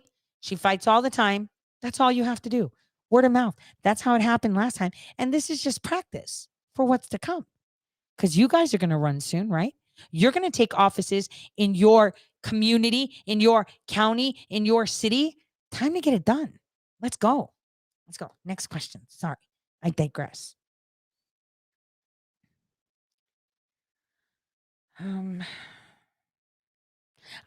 Tori, I and many feel voter integrity is one of the most important issues now and going forward for America. One vote per citizen, voter ID, paper ballots only. No machines that can be manipulated. You discuss the wealth and power corporations that yield over our democratic process with no transparency. My question is this: how will you specifically get we, the many, to unite and unleash the larger power we yield and the ruling class truly fears when it's something that we believe in but don't actually take the steps to achieve? I see a problem is we react only when we suffer personally, not act first to prevent the suffering from happening. Damn, that's a great statement. Great statement. That's exactly it. How do we break out of the cages? You're in a cage. I don't care what you say, you're in a cage. You are in a cage right now. You're either on the Republican team or the Democrat team. You're not in the middle. Like I said, Ohio can make U.S. history by giving the whole nation the biggest middle finger to the establishment ever seen. You think you can see the Chinese wall from space? Wait till you see that big middle finger from Ohio when an independent unseats an incumbent. That's what you need to do. And I need all of you to be my voice since they stymie me. Because you know what? You could put your head down, right? Put your head down. And just, I'm just going to go about my way, not say a word, and just keep going. Then don't complain. Do not complain when this happens. Oh, and another thing that I wanted to touch on. My office for Secretary of State will have an Amish division. And people are going to be like, what? The Amish don't even participate. I'm going to tell you what. I want every single Amish person that does vote to come out and just drop a vote for Secretary of State. You know why? Because what they're doing to the Amish is ridiculous. They're raiding their homes. They're taking their cows. They're taking their livelihood because they won't bend the knee. They don't bother you. So why? We all love Amish things and they do their whole religious exercise of doing what they want. Stay out of their business. And not only that, during the Amish, for that Amish division, I'll also have a cottage farmer division because, you know, Ohio has a lot of farms. And there are people that have a lot of chickens and they want to sell eggs, but they're not allowed to. You're not even allowed to have, you know, water on your property or anything like that, or else the feds come in and they take it. We have people that are great cooks and, you know, in the time of struggle, they'll cook from their home and deliver. I have someone that's called Couture Kitchen or something, super cheap. And I get the best mac and cheese I've ever had for like $8 delivered. Like, stop. And these people can't do it because if they get caught, they get arrested. So the Secretary of State's office has to have a division for businesses that are non-traditional and for the Amish. We need to leave them alone. We don't regulate them and they fall under another category. And that's important, right? That is very important. So I just wanted to throw that out there for all my farmers that sell things. All right. Hello, Ms. Maris. Thank you for all you've done to inspire regular people to become active in their local and state government. Thank you. I appreciate you. My question is, do you have any ideas on training people and businesses on how to identify and avoid corruption? And also how to hold our officials accountable through proposed rules on recalls so we don't get back into the same boat again? Oh, but don't worry about it. I just mentioned that. Wow, it's like I'm psychic. And I didn't even read these questions. I'm going through them one by one. I will make sure that the avenues are there for recall. I mean, buyer's remorse, lemon laws. At least if we can't remove them because we need state legislature to make that easier. The state legislators are the ones that pass the law that make it impossible for you to remove them. But what we could do is we could hit their pocket and be like, yo, I want a refund. And if they get a lot of refunds, they're going to be in the hole. They're going to be in trouble. And it's kind of embarrassing too. And then you can put pressure on your legislator and say, dude, they just took $1 million back from this dude. Like, you need to make a law. We need to fix this. You need to be putting pressure on those, you know, loser part-time lawyers, part-time legislators to actually do their jobs because they're the ones that are really screwing you. The guys in the executive office do only through the power they draw from the legislation they pass. Remember that. Training people, education, you guys. Knowledge is power. And that's the thing. They silence us by controlling what kind of information we have access to. That's the problem that we have, that we don't have access to information. We're not allowed to think different. We're not allowed to see different, and we're not allowed to read different views. So that's key. Knowledge is power, and that's what we could do. I will be one of the most transparent people that hold any executive office within the state of Ohio. I will be having weekly calls. I will be communicating with my constituents. It's not going to be business as usual. There's going to be a severe overhaul when I get in there. And I can tell you that if I win this election with everyone voting and giving that big middle finger to the establishment, they will fight me so that I can't even get in. And I'm going to need Ohioan support. You're going to see just how hard they're going to fight. I'm telling you, you're going to see just how hard they're going to fight.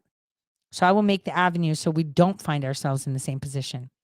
We, the people, would like to see a live televised debate between Ms. Maris and Frank LaRose. Is there a live debate scheduled so more people can be reached about your candidacy? I believe more people. Thank you very much for that comment.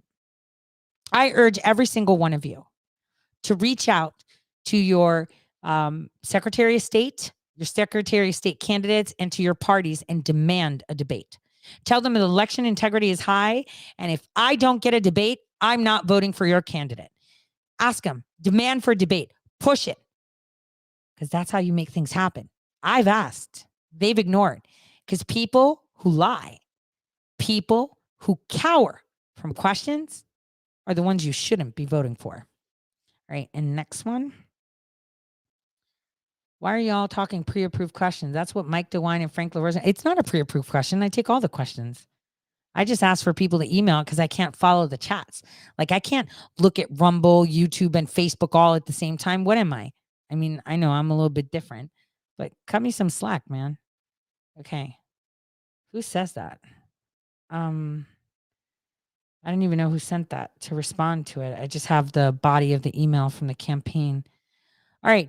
Do you believe that internet voting is the way of the future? Do you believe that our ballots should have better security as in the paper ballots? Over 80% of the cyber logistics regarding elections are directly and indirectly handled by the federal government. Is that a concern for you? How do you feel about social media companies and other corporate entities volunteering to help with elections? Well, that's a loaded question. So, part one, internet voting is what they want. They want blockchain voting. But remember, blockchain can also be programmed. So, we'll just have a black box voting, but it'll be blockchain black box voting. So, the answer is no. Some things you just don't reinvent. Like you don't reinvent the wheel, and you want to keep your First Amendment sacred, keep it old school. Paper ballot, eyes counting, done. Technology can be used everywhere else. Just leave that one alone. That's the way it is. Paper ballots. So I should this week have samples of the anti-counterfeit technology ballots so that I can have a press conference and show it to the journalists so they can touch it and hold it and see it. I believe that if I can go to a gas station or any store and they can swipe a pen and check that my $5 bill is valid, I should be able to do the same thing for paper ballots. And if that's the case, then I would totally feel comfortable with mail drop boxes because your anti-counterfeit technology ballot will be linked to you. So done. Next, let's see. What was the other part of the question? Cyber logistics. Yeah, exactly. This is what Frank LaRose doesn't want out in the public, and it's going to come out during this lawsuit, that over 80% of the cyber facilitation of our elections is done by the federal government. So in essence, our government elections are run by the federal government. The state is no longer sovereign. We are now a commie nation. It is. The federal government dictates everything. And that's why LaRose bent the knee and let businesses do what they did to us. And social media companies have no business. Cyber oligarchs have no business in our elections. The fact that Craigslist is the one funding election security makes me very nervous because you could just get herpes looking at a couch on Craigslist, let alone them, dealing with your election security. That's crazy. Okay, candidate Maris. 1. My question involves the enforcement of the mechanism the Secretary of State has to, once a crime is uncovered in your proposed audits. My understanding is your office will make criminal referrals to the AG's office. In today's highly politicized environment, how can we know that the referrals will not be swept under the rug? Is court of public opinion enough to ensure action by LEOs and prosecutors? Fantastic question. Okay, so when I mentioned audits, I didn't mean small businesses. Let me tell you a very good example, and it's personal to me. So as you guys know, I'm a podcaster and I have podcasts, and a lot of people don't like common sense, so they censor me. Well, here's what has happened to me. Twitch banned me, and I don't have my tax forms so that I can file my taxes for 2021. Cash App banned me. I don't have any tax forms to file my taxes for 2021. PayPal banned me. I don't have my tax forms to file for 2021. I haven't even filed my taxes yet, and they're due on Monday because they're holding those documents hostage and won't give them to me because they don't have to. They don't respond to my emails. I sent letters. No one's responded. It's been months. They ban you, and they're like, too bad. So they hold you accountable. Now, for me, running for Secretary of State, I actually have to file something for the Ethics Commission to see that I don't have any interest in companies, which is stupid because I don't have that. And the only stock that I have is Niobium and maybe like 2 shares of Coinbase, right? So I actually have to file that.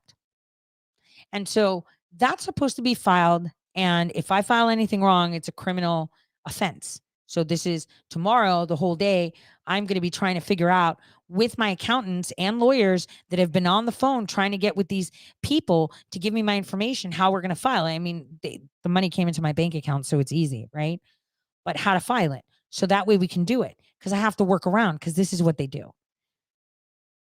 Politicians, when I look at their filings, and I'm pretty crafty on the computer, they're lying. They have companies under companies under companies, like Governor DeWine does. He has companies in Haiti. Why isn't that mentioned? See, this is where I'm going to look at. If politicians are obliged to file with the ethics committee their income or their interests, their companies need to be completely audited. See, Frank LaRose was in the legislature, and his dad funded a company that is now part of the state of Ohio. That's a big deal. So when I refer to auditing the businesses, I'm talking about those of politicians or related to politicians.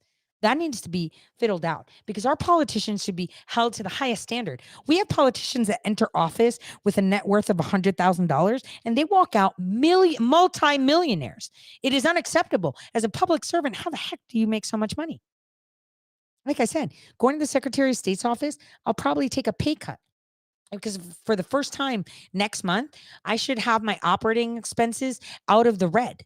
I spend more than I make. So I'm supposed to. That's not it, because the J6 stuff is coming. So I guess I'm going to be in the red again, because I fund my own travel. I fund everything. Well, I don't. My employer pays me, and that's the people. They keep me accountable. I don't work. I don't get paid. So retaliation from powerful persons on the federal side, along with corporate interests, is assured with the disruption you and like candidates will bring. How do you plan on mitigating the corrupt tactics we've seen in the past? Well, guys, think about it. They've used all their ammunition on me already. They've beaten to the pulp this whole North Dakota Attorney General thing, which no one's asking themselves. Apparently, I owe the state of North Dakota $25,000, right? They know exactly where I live. Why haven't they asked me for it? Ask yourself that question. People don't ask real questions. They've done everything. They've attacked my kid, my family, every single facet of me. Like, what else do they have? Are they going to, what am I, are they going to start those conspiracy theories, like those obsessed, crazy people that say that I'm a lizard too? Is that where we're going? What we need to do is be standing up. These are just names. And the more transparent we are, the less power they have. That's the way it is. The less power they have. Yes, they will fight me. But let's put it this way. I'm going to be fining the Ohio State University Hospital for having Wexner's name. And then they're going to sue me.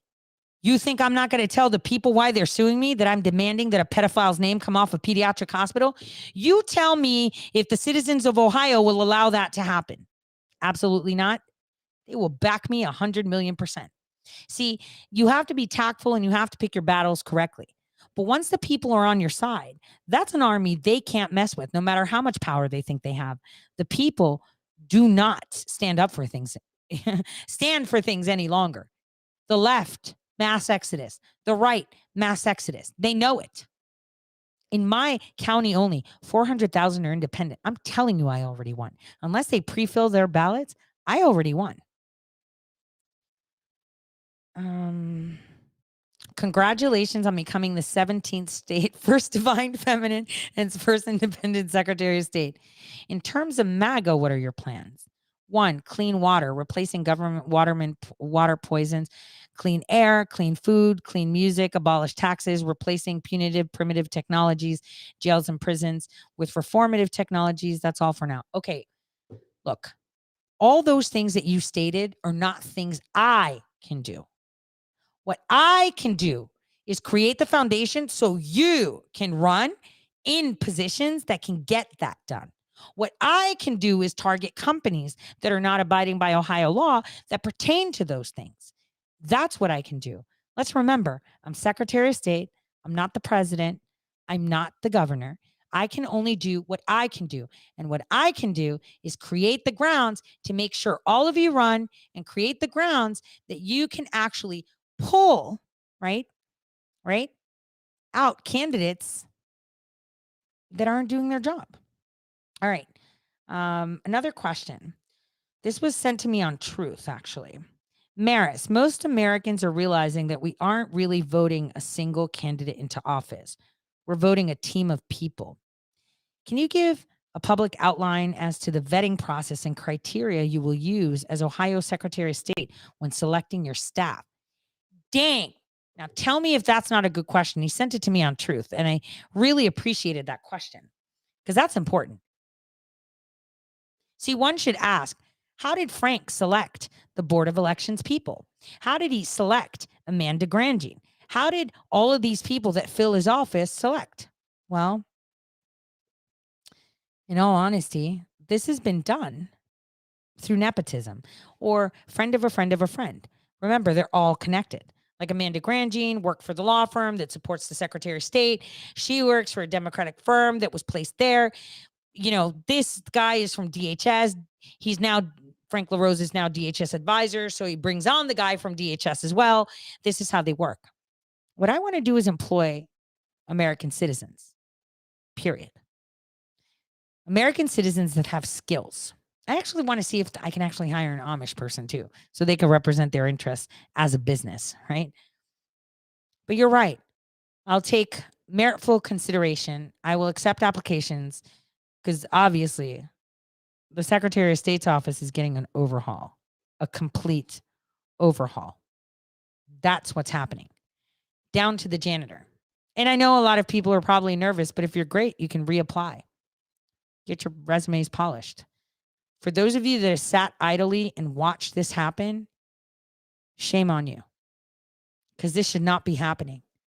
And you're staying silent, just like every other FBI agent, DHS agent, and election official, because you want your job. You're no better than the Nazis that turned the knob, because you're just doing a job. You're not looking after the people. And that's a big shame. And for that, you'll be questioned. Let's go. Very good question and a very thought-provoking one, because I have to figure that out. Troy, thank you for what you're doing. Our country, as Secretary of State of Ohio, how will you reform the candidacy process for independents running for office to allow them to have a fair chance? Well, I touched upon that, so I'll circle back to that, but not circle back to avoid. Again, there will be no primaries. There will be runoffs. I will disallow any corporate investments, meaning PACs or corporation giving big chunks of money. It has to be from people. The same cap will apply of I think it's like 3,500. I'm not sure. And that's it. No more companies. And judges will not be allowed to be politically affiliated. Why isn't Brennan in prison? Not yet. You got to perp walk him and Clapper first. What are your best recommendations for employed individuals getting involved on a local level as concerned citizen? Practical steps for the best results. So most positions within state government are part-time. Therefore, you will be able to conduct both your employment obligations and your state-run position obligations, unless it's a big city mayor that's a more full-time job. Other than that, they're mostly part-time. I don't have to. I mean, I can recommend that you just run. That's it. Just run. Legislators are part-time, and you're excused from your work to go and do legislative duties. It's almost like military duty, so you're good. The law covers you on that, just to be fair.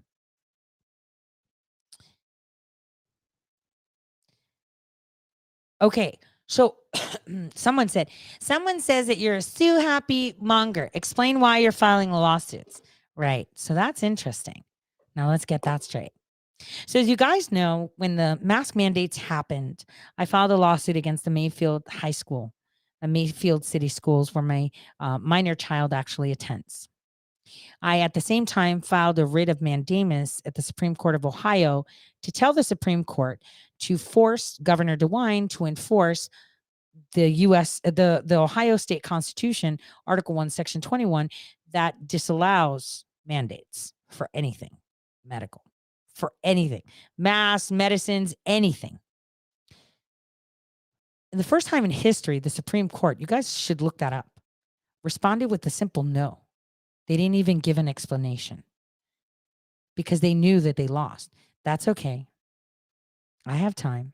I'll just appeal that to the Supreme Court and say that the Ohio Supreme Court did not abide by the Ohio State Constitution. I will do that. In essence, that case was taken and enjoined with the Mayfield High School District. For those of you that don't understand what I did, it wasn't about the masks and the mandates of the vaccines. And I want you guys to pay attention carefully to what I'm telling you. I could have found an attorney. Maybe. God has blessed me to have good attorneys by my side, whereas he had me very bad attention-seeking ones before, right? When this was filed, it was done pro se. And it was imperative it stays pro se and that I lose pro se. And here's the reason why. The mom that lives off of an income of $50,000 a year cannot afford an attorney. The dad and mom that make a combined $100,000 a year for a family of 4 cannot afford an attorney. If for some reason their child needs to be represented in court and they can't afford an attorney, a parent is not allowed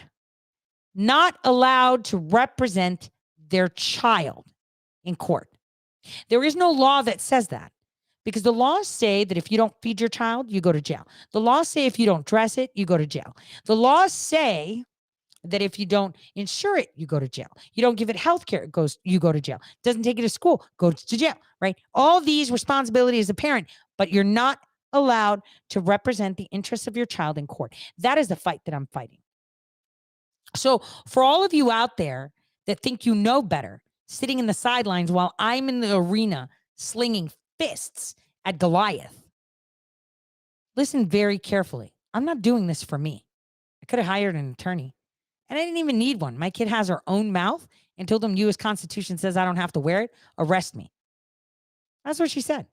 She didn't wear a mask at all in school because she didn't have to, because she knew her rights and asserted them. The bottom line is, I did this for the parents that don't have the ability to get it done. I did it for the parents that don't have the ability to afford an attorney in the future when they need to represent the rights of their kids. And right now, the fact that it was dismissed without prejudice, I'm appealing that to the Sixth Circuit right after the elections, because I will change the law for the rest of the United States that we have the right to represent our kid. And keep in mind, there were a ton of other Ohioans that filed it pro se too, right after me. I was the first one, and many came after, and they all failed too. The judges do not want to give rights to parents, but they want to hold you accountable for your children. That's one of the fights that I've been fighting. Now, as for DeWine, he wasn't my primary target. The Supreme Court of Ohio was. They haven't been upholding the Ohio State Constitution for a very long time. So when it comes to it, if there's a way, that decision with the simple no will be presented to the U.S. Supreme Court and have them tell them that this is unacceptable. And maybe, I don't know, is the Supreme Court the one that investigates judicial misconduct in the Supreme Court of a state? Maybe. I don't know. Just speculating here. So that's what I've done. So for those of you that are claiming sue monger, I'm not doing it for me. I get no benefit direct. Well, I do because I'm protecting my children and my grandchildren to come. But I'm also doing it for you. So next time you sit on your lawn chair, whoever you are, not the person that sent it, but the people that comment like that. Remember, you're sitting on your lawn chair and I'm in the arena fighting. Don't judge, because you wouldn't last a minute in my shoes. You wouldn't even throw the first punch. All right, so next question. That was a good question. Hi, Tori. Thank you for asking my question. Top 3, blah, blah, blah. Owner. Okay. As Secretary of State of Ohio, will you help make sure health agencies use proper scientific methods to demonstrate the need for a mandate that may violate people's rights prior to mandate enforcement? In the state of Ohio, Article 1, Section 21 says, you cannot be forced to participate in any healthcare program that includes insurance, mandates, and medications. So we're already covered. I'll just make sure that all businesses enforce that. I have learned that Germany has such a law that the government cannot enforce health mandates without scientific method used. Oh, well, we don't need that. Either way, as you know, Pfizer is already hiding for 75 years what's going on. And actually, my attorney is working on the Pfizer case, so that's interesting. How can U.S. health agencies? They can't. We need to be able to assert our rights. But unfortunately, people are so easy to bend the knee to authority. You guys all have to watch the Milgram experiment. It's very important. It shows you how people will take direction for people of authority and just do things, even if it's going to kill someone else because somebody else told them to, and they think it's authoritarian. So that's a, big thing. Hello, I want you to know what you are doing, what you are going to do about I want to know what you are going to do about the crimes against humanity of genocide from the protocol treatment of remdesivir and the deadly vaccines, which was all bioweapons here in Ohio and across the nation. I want to, when will the whole be truth to Ohio? How are you going to do it to save America? How are you going to clean up the corruption in Ohio and hold it? Okay, a fantastic question. So again, as Secretary of State, here's what I can do. What I can do is Pfizer operates within this state. They can't provide products unless they're fully transparent with it. I don't give a shit if you say it's proprietary. You can't provide it. That's the way it goes. On top of that, remdesivir, I was the one that actually broke the story that it's experimental, and China actually canceled it because it was experimental and it was killing people. Again, the pharmaceutical company that funds that will not be able to do business within the state of Ohio by any means unless they're fully transparent. And again, Article 1, Section 21 already gives us the ability to not have to participate in any healthcare programs, so no mandates. I can assure you, everything that I can do in my power will be for the people always. It doesn't matter what cage you identify with, either the red cage or the blue cage. I want you out of the cage and in the middle having conversations, because all of us should have rights. If you want to wear a mask, you should wear it. If you want to take this vaccine, you should take it. If you don't want to, then you don't have to. And that's the beauty of America. We don't force people to do things. As Secretary of State, though, as per abortion, I will disallow any operation of casual abortion clinics anywhere in the state. They will not be welcome to do business in the state of Ohio. If you have been raped, incest, whatever, that's a medical thing that you talk about your doctor because you were raped, and that's on you. There will be no Planned Parenthoods ever allowed to operate because they do not abide by the Ohio State Constitution. Done. What is your relationship to Michael Poole? Michael Poole, he's actually a friend that I met through the actions that we were doing as a nation collectively. He's grown to be a really good friend of mine.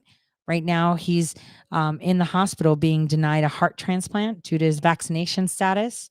That's great. I hope you're well. We're rooting well. Will your sister join? Why? Why would I bring my family member in? Are you going to ask me if my kids are going to join me in the campaign too? Should I bring my whole family, my cousins? What kind of stupid, dumb questions are these?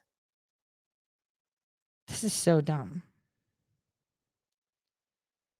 That's so horrible. Like, that was just the dumbest question I've ever heard. Anybody want to ask me if I'm going to invite my daughters to be part of the campaign or my mom? Like, what is this? Did you ask the other candidate if they're going to bring their siblings and moms into the What the heck? Some people are just, see, I'm reading all the messages. See, they're not fixed. What are you doing locally to stop the machines? We wrote, we don't consent, sent signatures in a letter, now brainstorming. We realize elections may be delayed. Do we just allow them to steal the elections in order to file writs of quo warranto, same as 2020? Thanks. No, we fight until we can't fight anymore. That's what we do. That's exactly it. Right? That's exactly it. We fight until our last breath. We fight to get rid of these machines. That's what we do. That's all we do. And if we can't get rid of the machines, then yes, we use every extraordinary writ in our power to get it done. But Ohio is going to get it done, so we're good.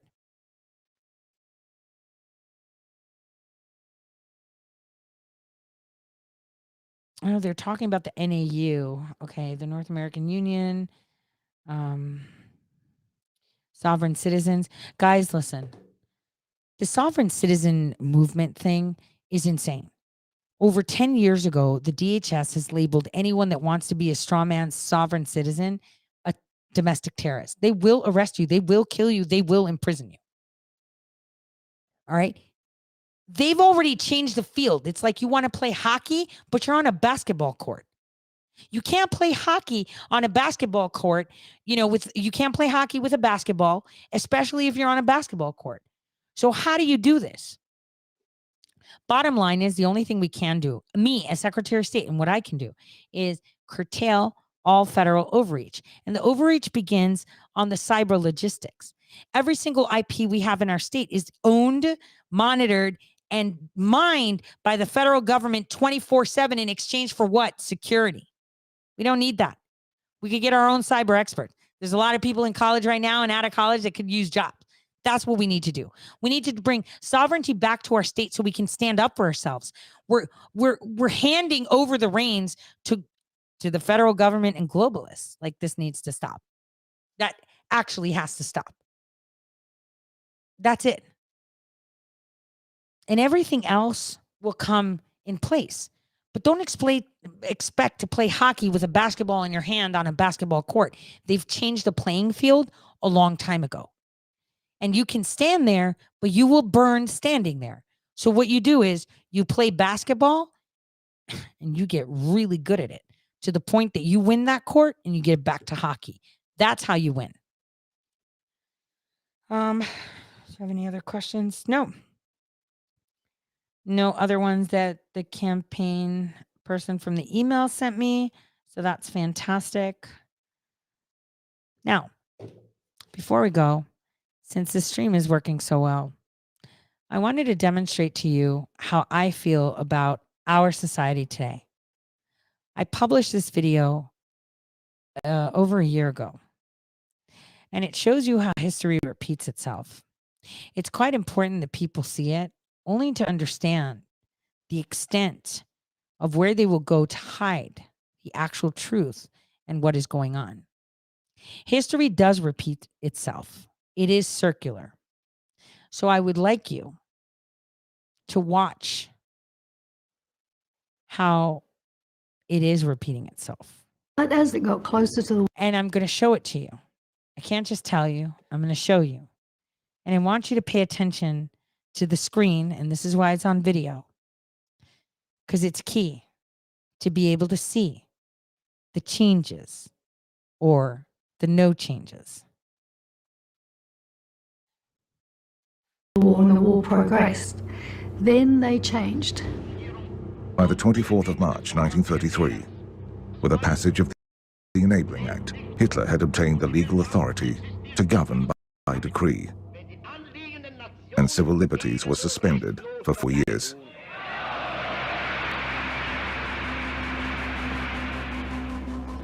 Basically, he took over everything which gives a state the power to exercise power, and he used it very ruthlessly.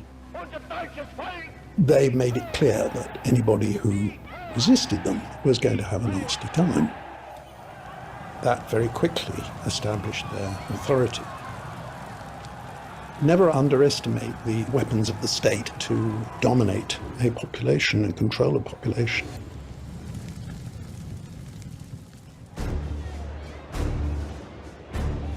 Now unchecked by democratic restraint, Hitler had the power he needed to wage legislative war on the people who had always been his target. People he believed were a threat to his 1,000-year Reich. Jewish people made up less than 1% of the population. But Hitler was intent on removing any Jewish influence on German society. New law enabled the dismissal of Jewish professionals from government positions. In September, under the direction of Joseph Goebbels, Jews working in the media and publishing were dismissed, removing their voices from German cultural life. In 1935, the passage of the Nuremberg laws enshrined persecution in law. Jews and Gypsies were no longer citizens of the Reich. Marriage and extramarital relations with Aryans was also forbidden. The laws paved the way for the persecution which total war enabled. It normalized violence and persecution. Violence against Jewish people had been rife throughout the 1930s. But the most well-known incident was Kristallnacht, the night of the broken glass, when on November 9, 1938, over 7,000 Jewish stores were looted, nearly 200 synagogues destroyed, 91 Jews killed, and 30,000 transported to concentration camps.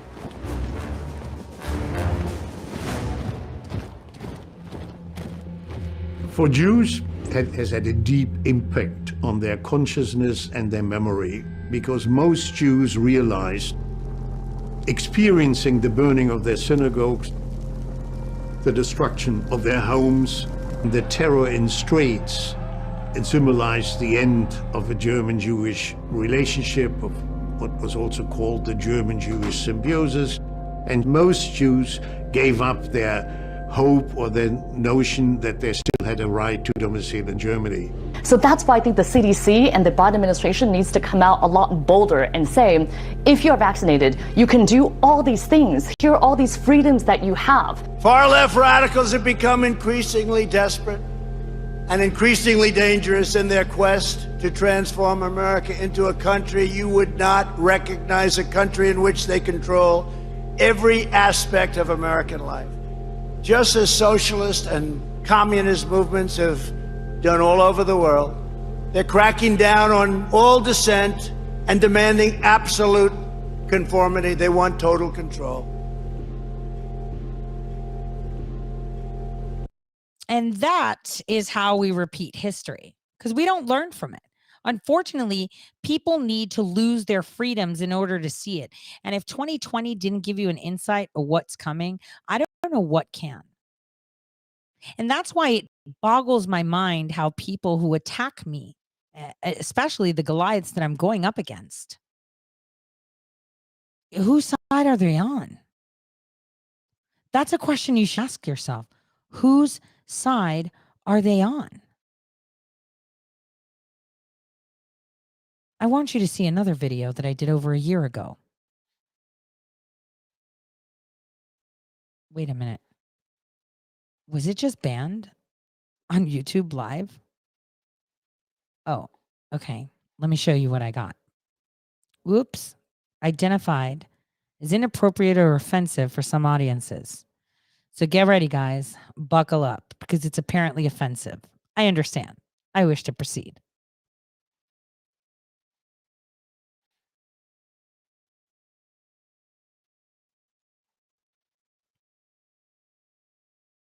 They hijack a grass.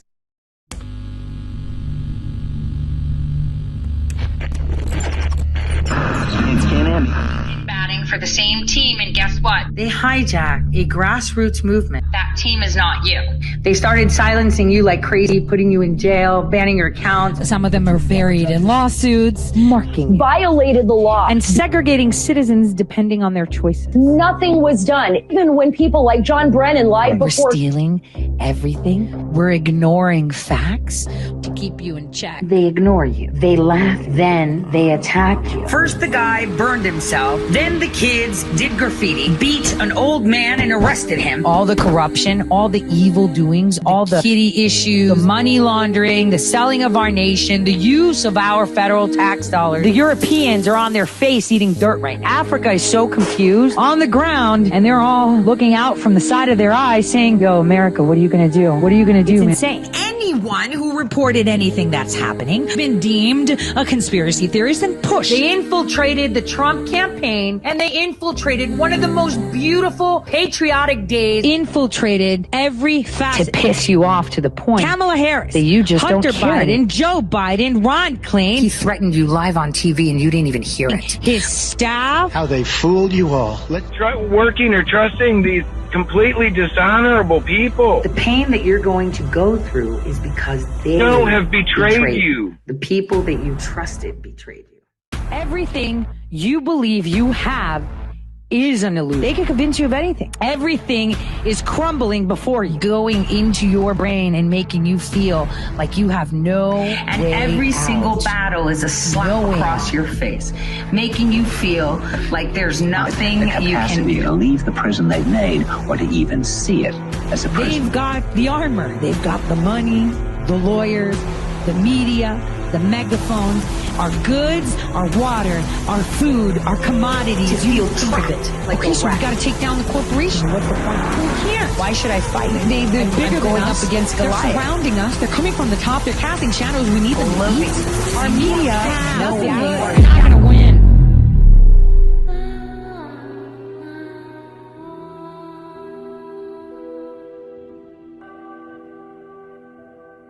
That disappointment. There are mitigation steps. Always brings you to the right place. But the mitigation primarily relies on you, the people. The only way you learn is if you walk right through that fire in the swamp. They took everything away from you. Indicate just how big of an enemy. Because you were distracted with life. I already know how this ends. The thing is, there's got to be things that are done in between, but it's going to be pointless because guess what? We're going to be in the same place in no time flat. I mean, look. The opportunity to stand tall for the people around the world. This is why the United States was designed to show that individuality together thrives because they all have different eyes, different ears, different hearts, different tastes. And this is why this is the most difficult nation to drop.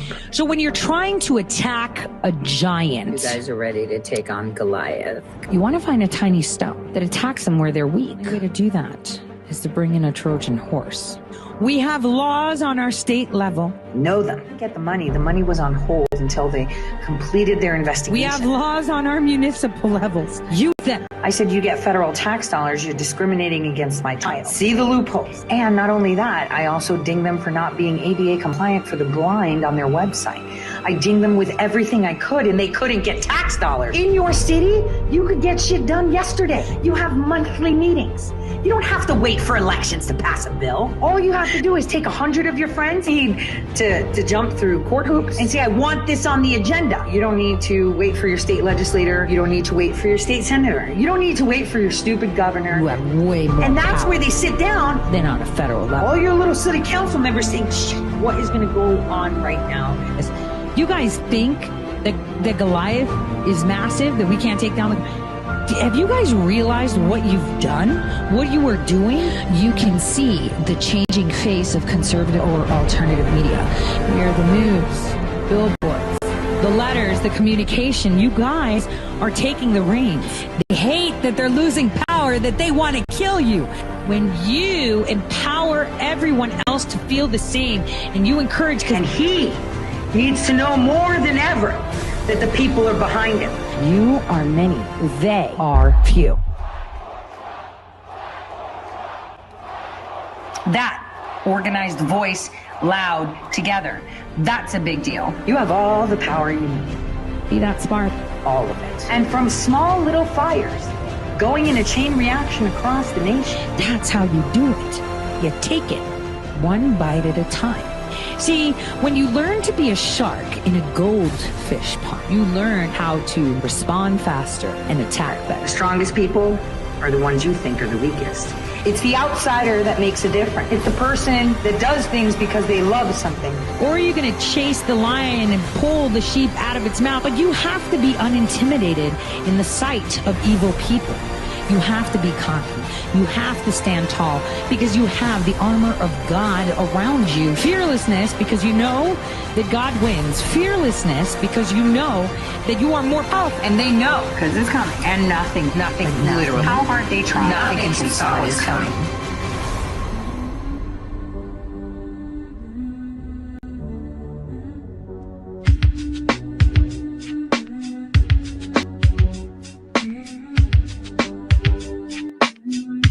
So that was an old video I put out over a year ago. And I wanted to say, can you guys see it now? This is the whole point. I really hope that someone would have run. Someone would have stood up for the people. But obviously the people on the ticket aren't running for you. They're running for their corporations. They're running for their interests. And like I said, I'm ready. I've eaten so much dirt. I've been hit with everything they got. They've got nothing left. They're grasping for straws. And now I rely on the people to make sure that they tell a friend that tells a friend, whatever you do on that day, you vote independent, because she will fight. And I do. And I have been consistently. So the question you should be asking yourself is, the people fighting me, whose side are they really on? Because look, I could tell the future. Take a look. You may have never seen something like this, but every day John rummages through the garbage looking for something to eat. John here, like many Americans, had a job, but the government took it away with the COVID lockdowns and regulations. John may never experience death or intense symptoms from the virus, but he's forced to live in extreme poverty. You might think, what might I have in common with Americans like these? They're not like me at all. You couldn't be more wrong. Like you, these Americans know the value of work. But unlike you, they haven't been allowed to work to make ends meet all year long. We also have in the legislation direct payments, which were not in the Republican bill, to America's working families. I would like them been bigger, but they are significant. In terms of the bonus that corporate America received versus the crumbs that they are giving to workers to kind of put the schmooze on. For $1.60 a day, you can bring hope to an American. Your $1.60 can mean Americans like John here can have clean water and food to eat. Call today. Again, what could amount to crumbs could make all the difference in the world. Call now and bring hope to the new medical tyranny they now live in.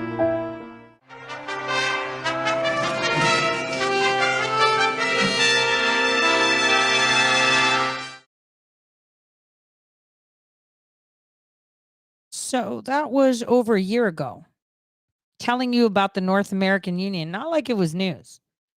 Wrote about it in 2018 in Big League Politics, not like it was news. They were telling you, you just weren't listening. Why? Because we believed that our media would do their job and inform us. And to end this, let's talk about Black Lives Matter. It's very important. Let's talk about what the real problem is right now with Black Lives Matter. They have every right to be side of the government. And this is why there was a mass exodus. See, a lot of people think that Kamala Harris is great. But do you know that in California, tons of people appealed to Kamala Harris asking for assistance and reparations for being sterilized because they were Black or feeble-minded? Allow me to show you the video that I wasn't allowed to show you earlier. It's quite important. And it'll open your eyes what the real Black Lives Matter movement should be. Take a listen. 72% of Chicago's deaths have been among Black Chicagoans. I stood before you and talked about the fact that Black folks were dying at 7 times the rate of any other demographic. Of course, African Americans are being disproportionately affected by COVID-19, and D.C. is no exception. Blacks represent more than 2 times the cases of any other demographic. They're 79% of the 285 deaths in Washington, D.C. This virus affects Black people. It hits us more harshly.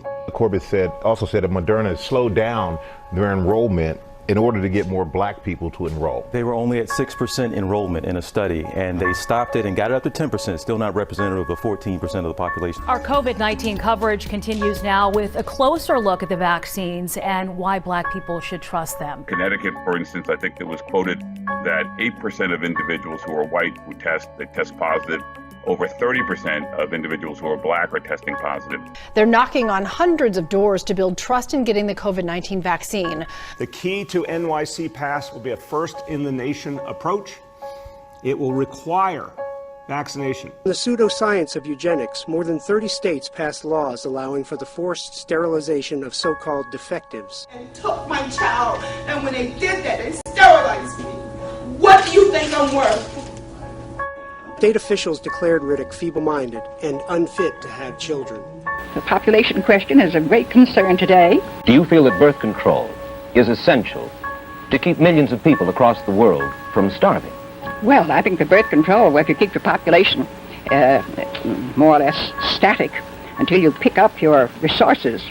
The goal was to rid society of certain undesirable traits. Main reason is because I was poor and I am Black. So now they're going to say, because control of virus is racist, it risks Black people from going to the polls, right?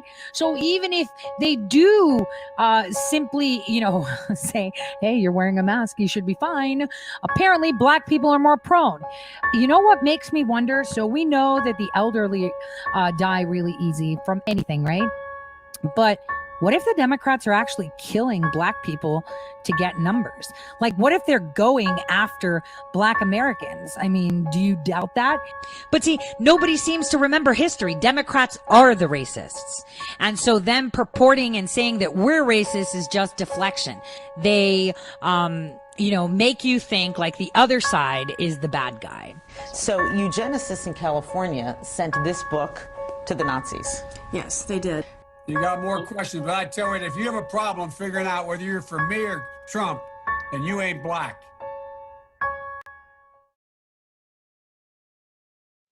And my friends, that's the real issue with Black Lives Matter. I have a video on my site. Let me get there so you can see it. On ToriSays.com. Well, no, on my YouTube. Let me share the screen so you can see it. So on my YouTube, which I've been at 77,000 subs for like 6 months, like hello, or like my Facebook stats, I only have 3,000 followers on my Secretary of State page, but I have 50,000 reach. Like the math doesn't add up. But if you want to see the full eugenics, you go to this one. It's 27 minutes of unfettered information to show you exactly who Kamala Harris is. This one right here. You got to watch it. You should also watch that one. I mean, everything that you see here is quite important. But I think this one will tell you everything you need to know. They target populations like no other. They tell us the stories that they want us to believe. And it is about time that we, the people, take our power back. They are nobody without you. Remember that. Nobody without you. So on that note, I'm going to bid you guys a fantastic evening. I've been at this for like 5 hours trying to get the video on and on and on and on. And I'm going to show you Presence, who's the singer, his most vulnerable video when he was at his lowest, to bid you a good evening. And remember, there's always a choice. And I hope Ohio makes the right choice for all of America. Let's make history together, and I'm relying on the people to spread this message. God bless everyone. Have a fantastic evening. It was a pleasure hanging out with you. And I guess I will see you at my next event. Please follow my page on Facebook for Maris for Secretary of State. Obviously, I'm on Telegram and Truth Social under @Maris and Maris for Ohio, where you can see where I'll be speaking in Ohio. I try to live stream most of them, but as you guys saw today, I'm extremely censored, so that's hard. And for all of you in Ohio, I urge you to contact your local media, contact your representatives, contact the incumbent, and demand that we have a debate. I don't cower for questions, but they do. God bless.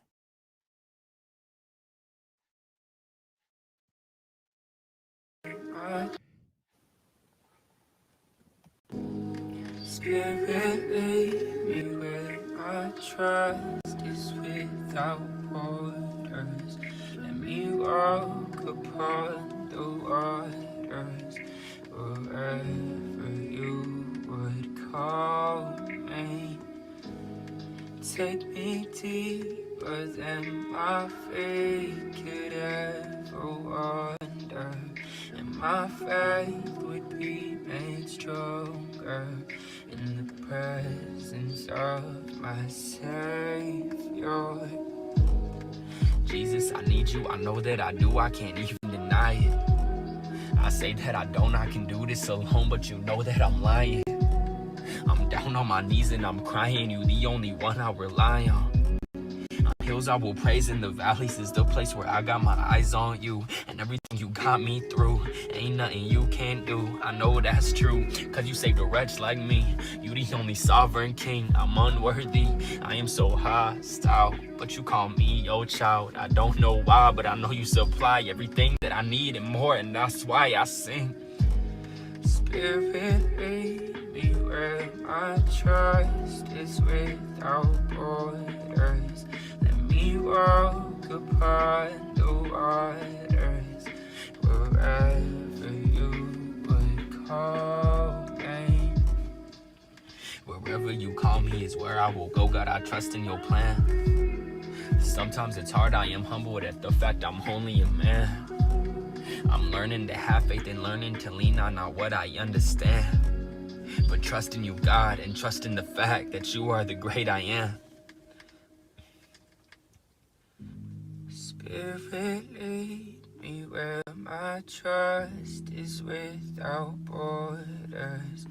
Let me walk upon the waters wherever you would call me.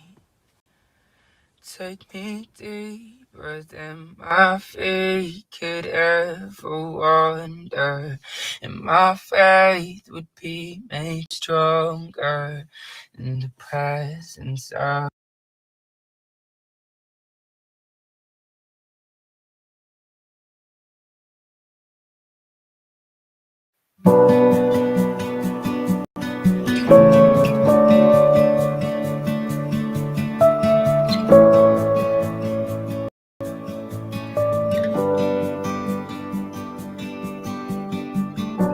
You call me out upon the water, the greater room where feet may fail, and there I find you in the mystery. Oceans deep, my faith will stand. I will call upon your name and keep my eyes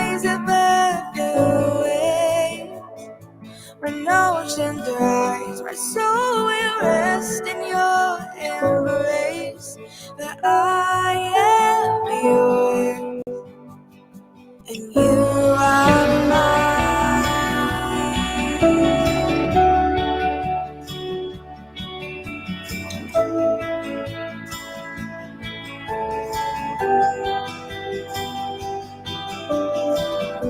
Your grace abounds in deepest waters. Your sovereign hand will be my guide. Where feet may fail and fear surrounds me, you've never failed, and you won't start now. So I will call upon your name and keep my eyes above the waves. When oceans rise, my soul will rest in your embrace. But I am yours, and you are mine. Oh,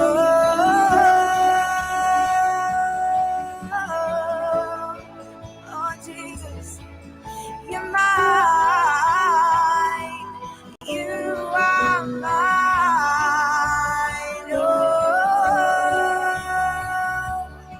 Oh, Jesus, you're mine.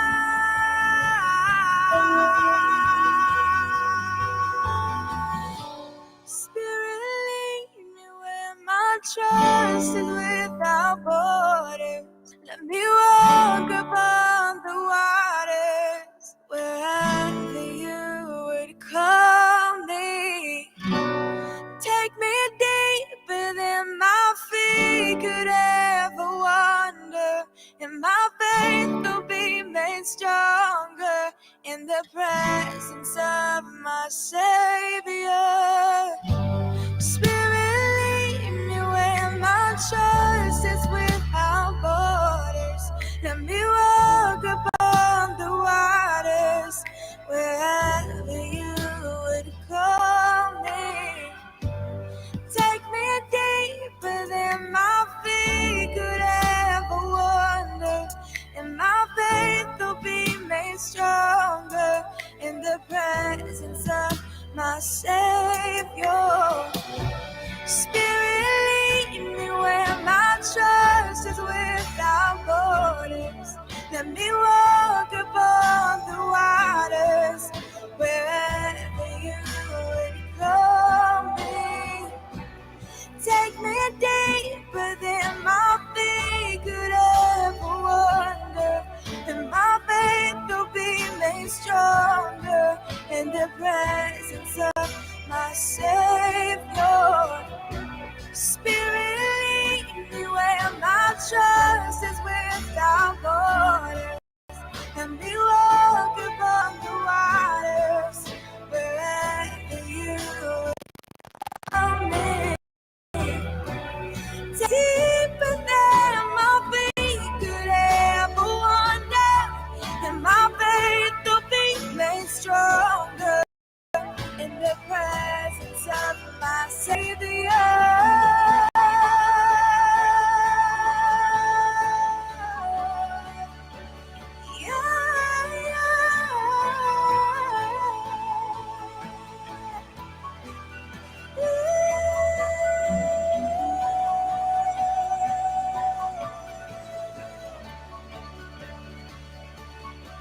Oh, Jesus, my Lord, I will call upon your name and keep my eyes above the waves.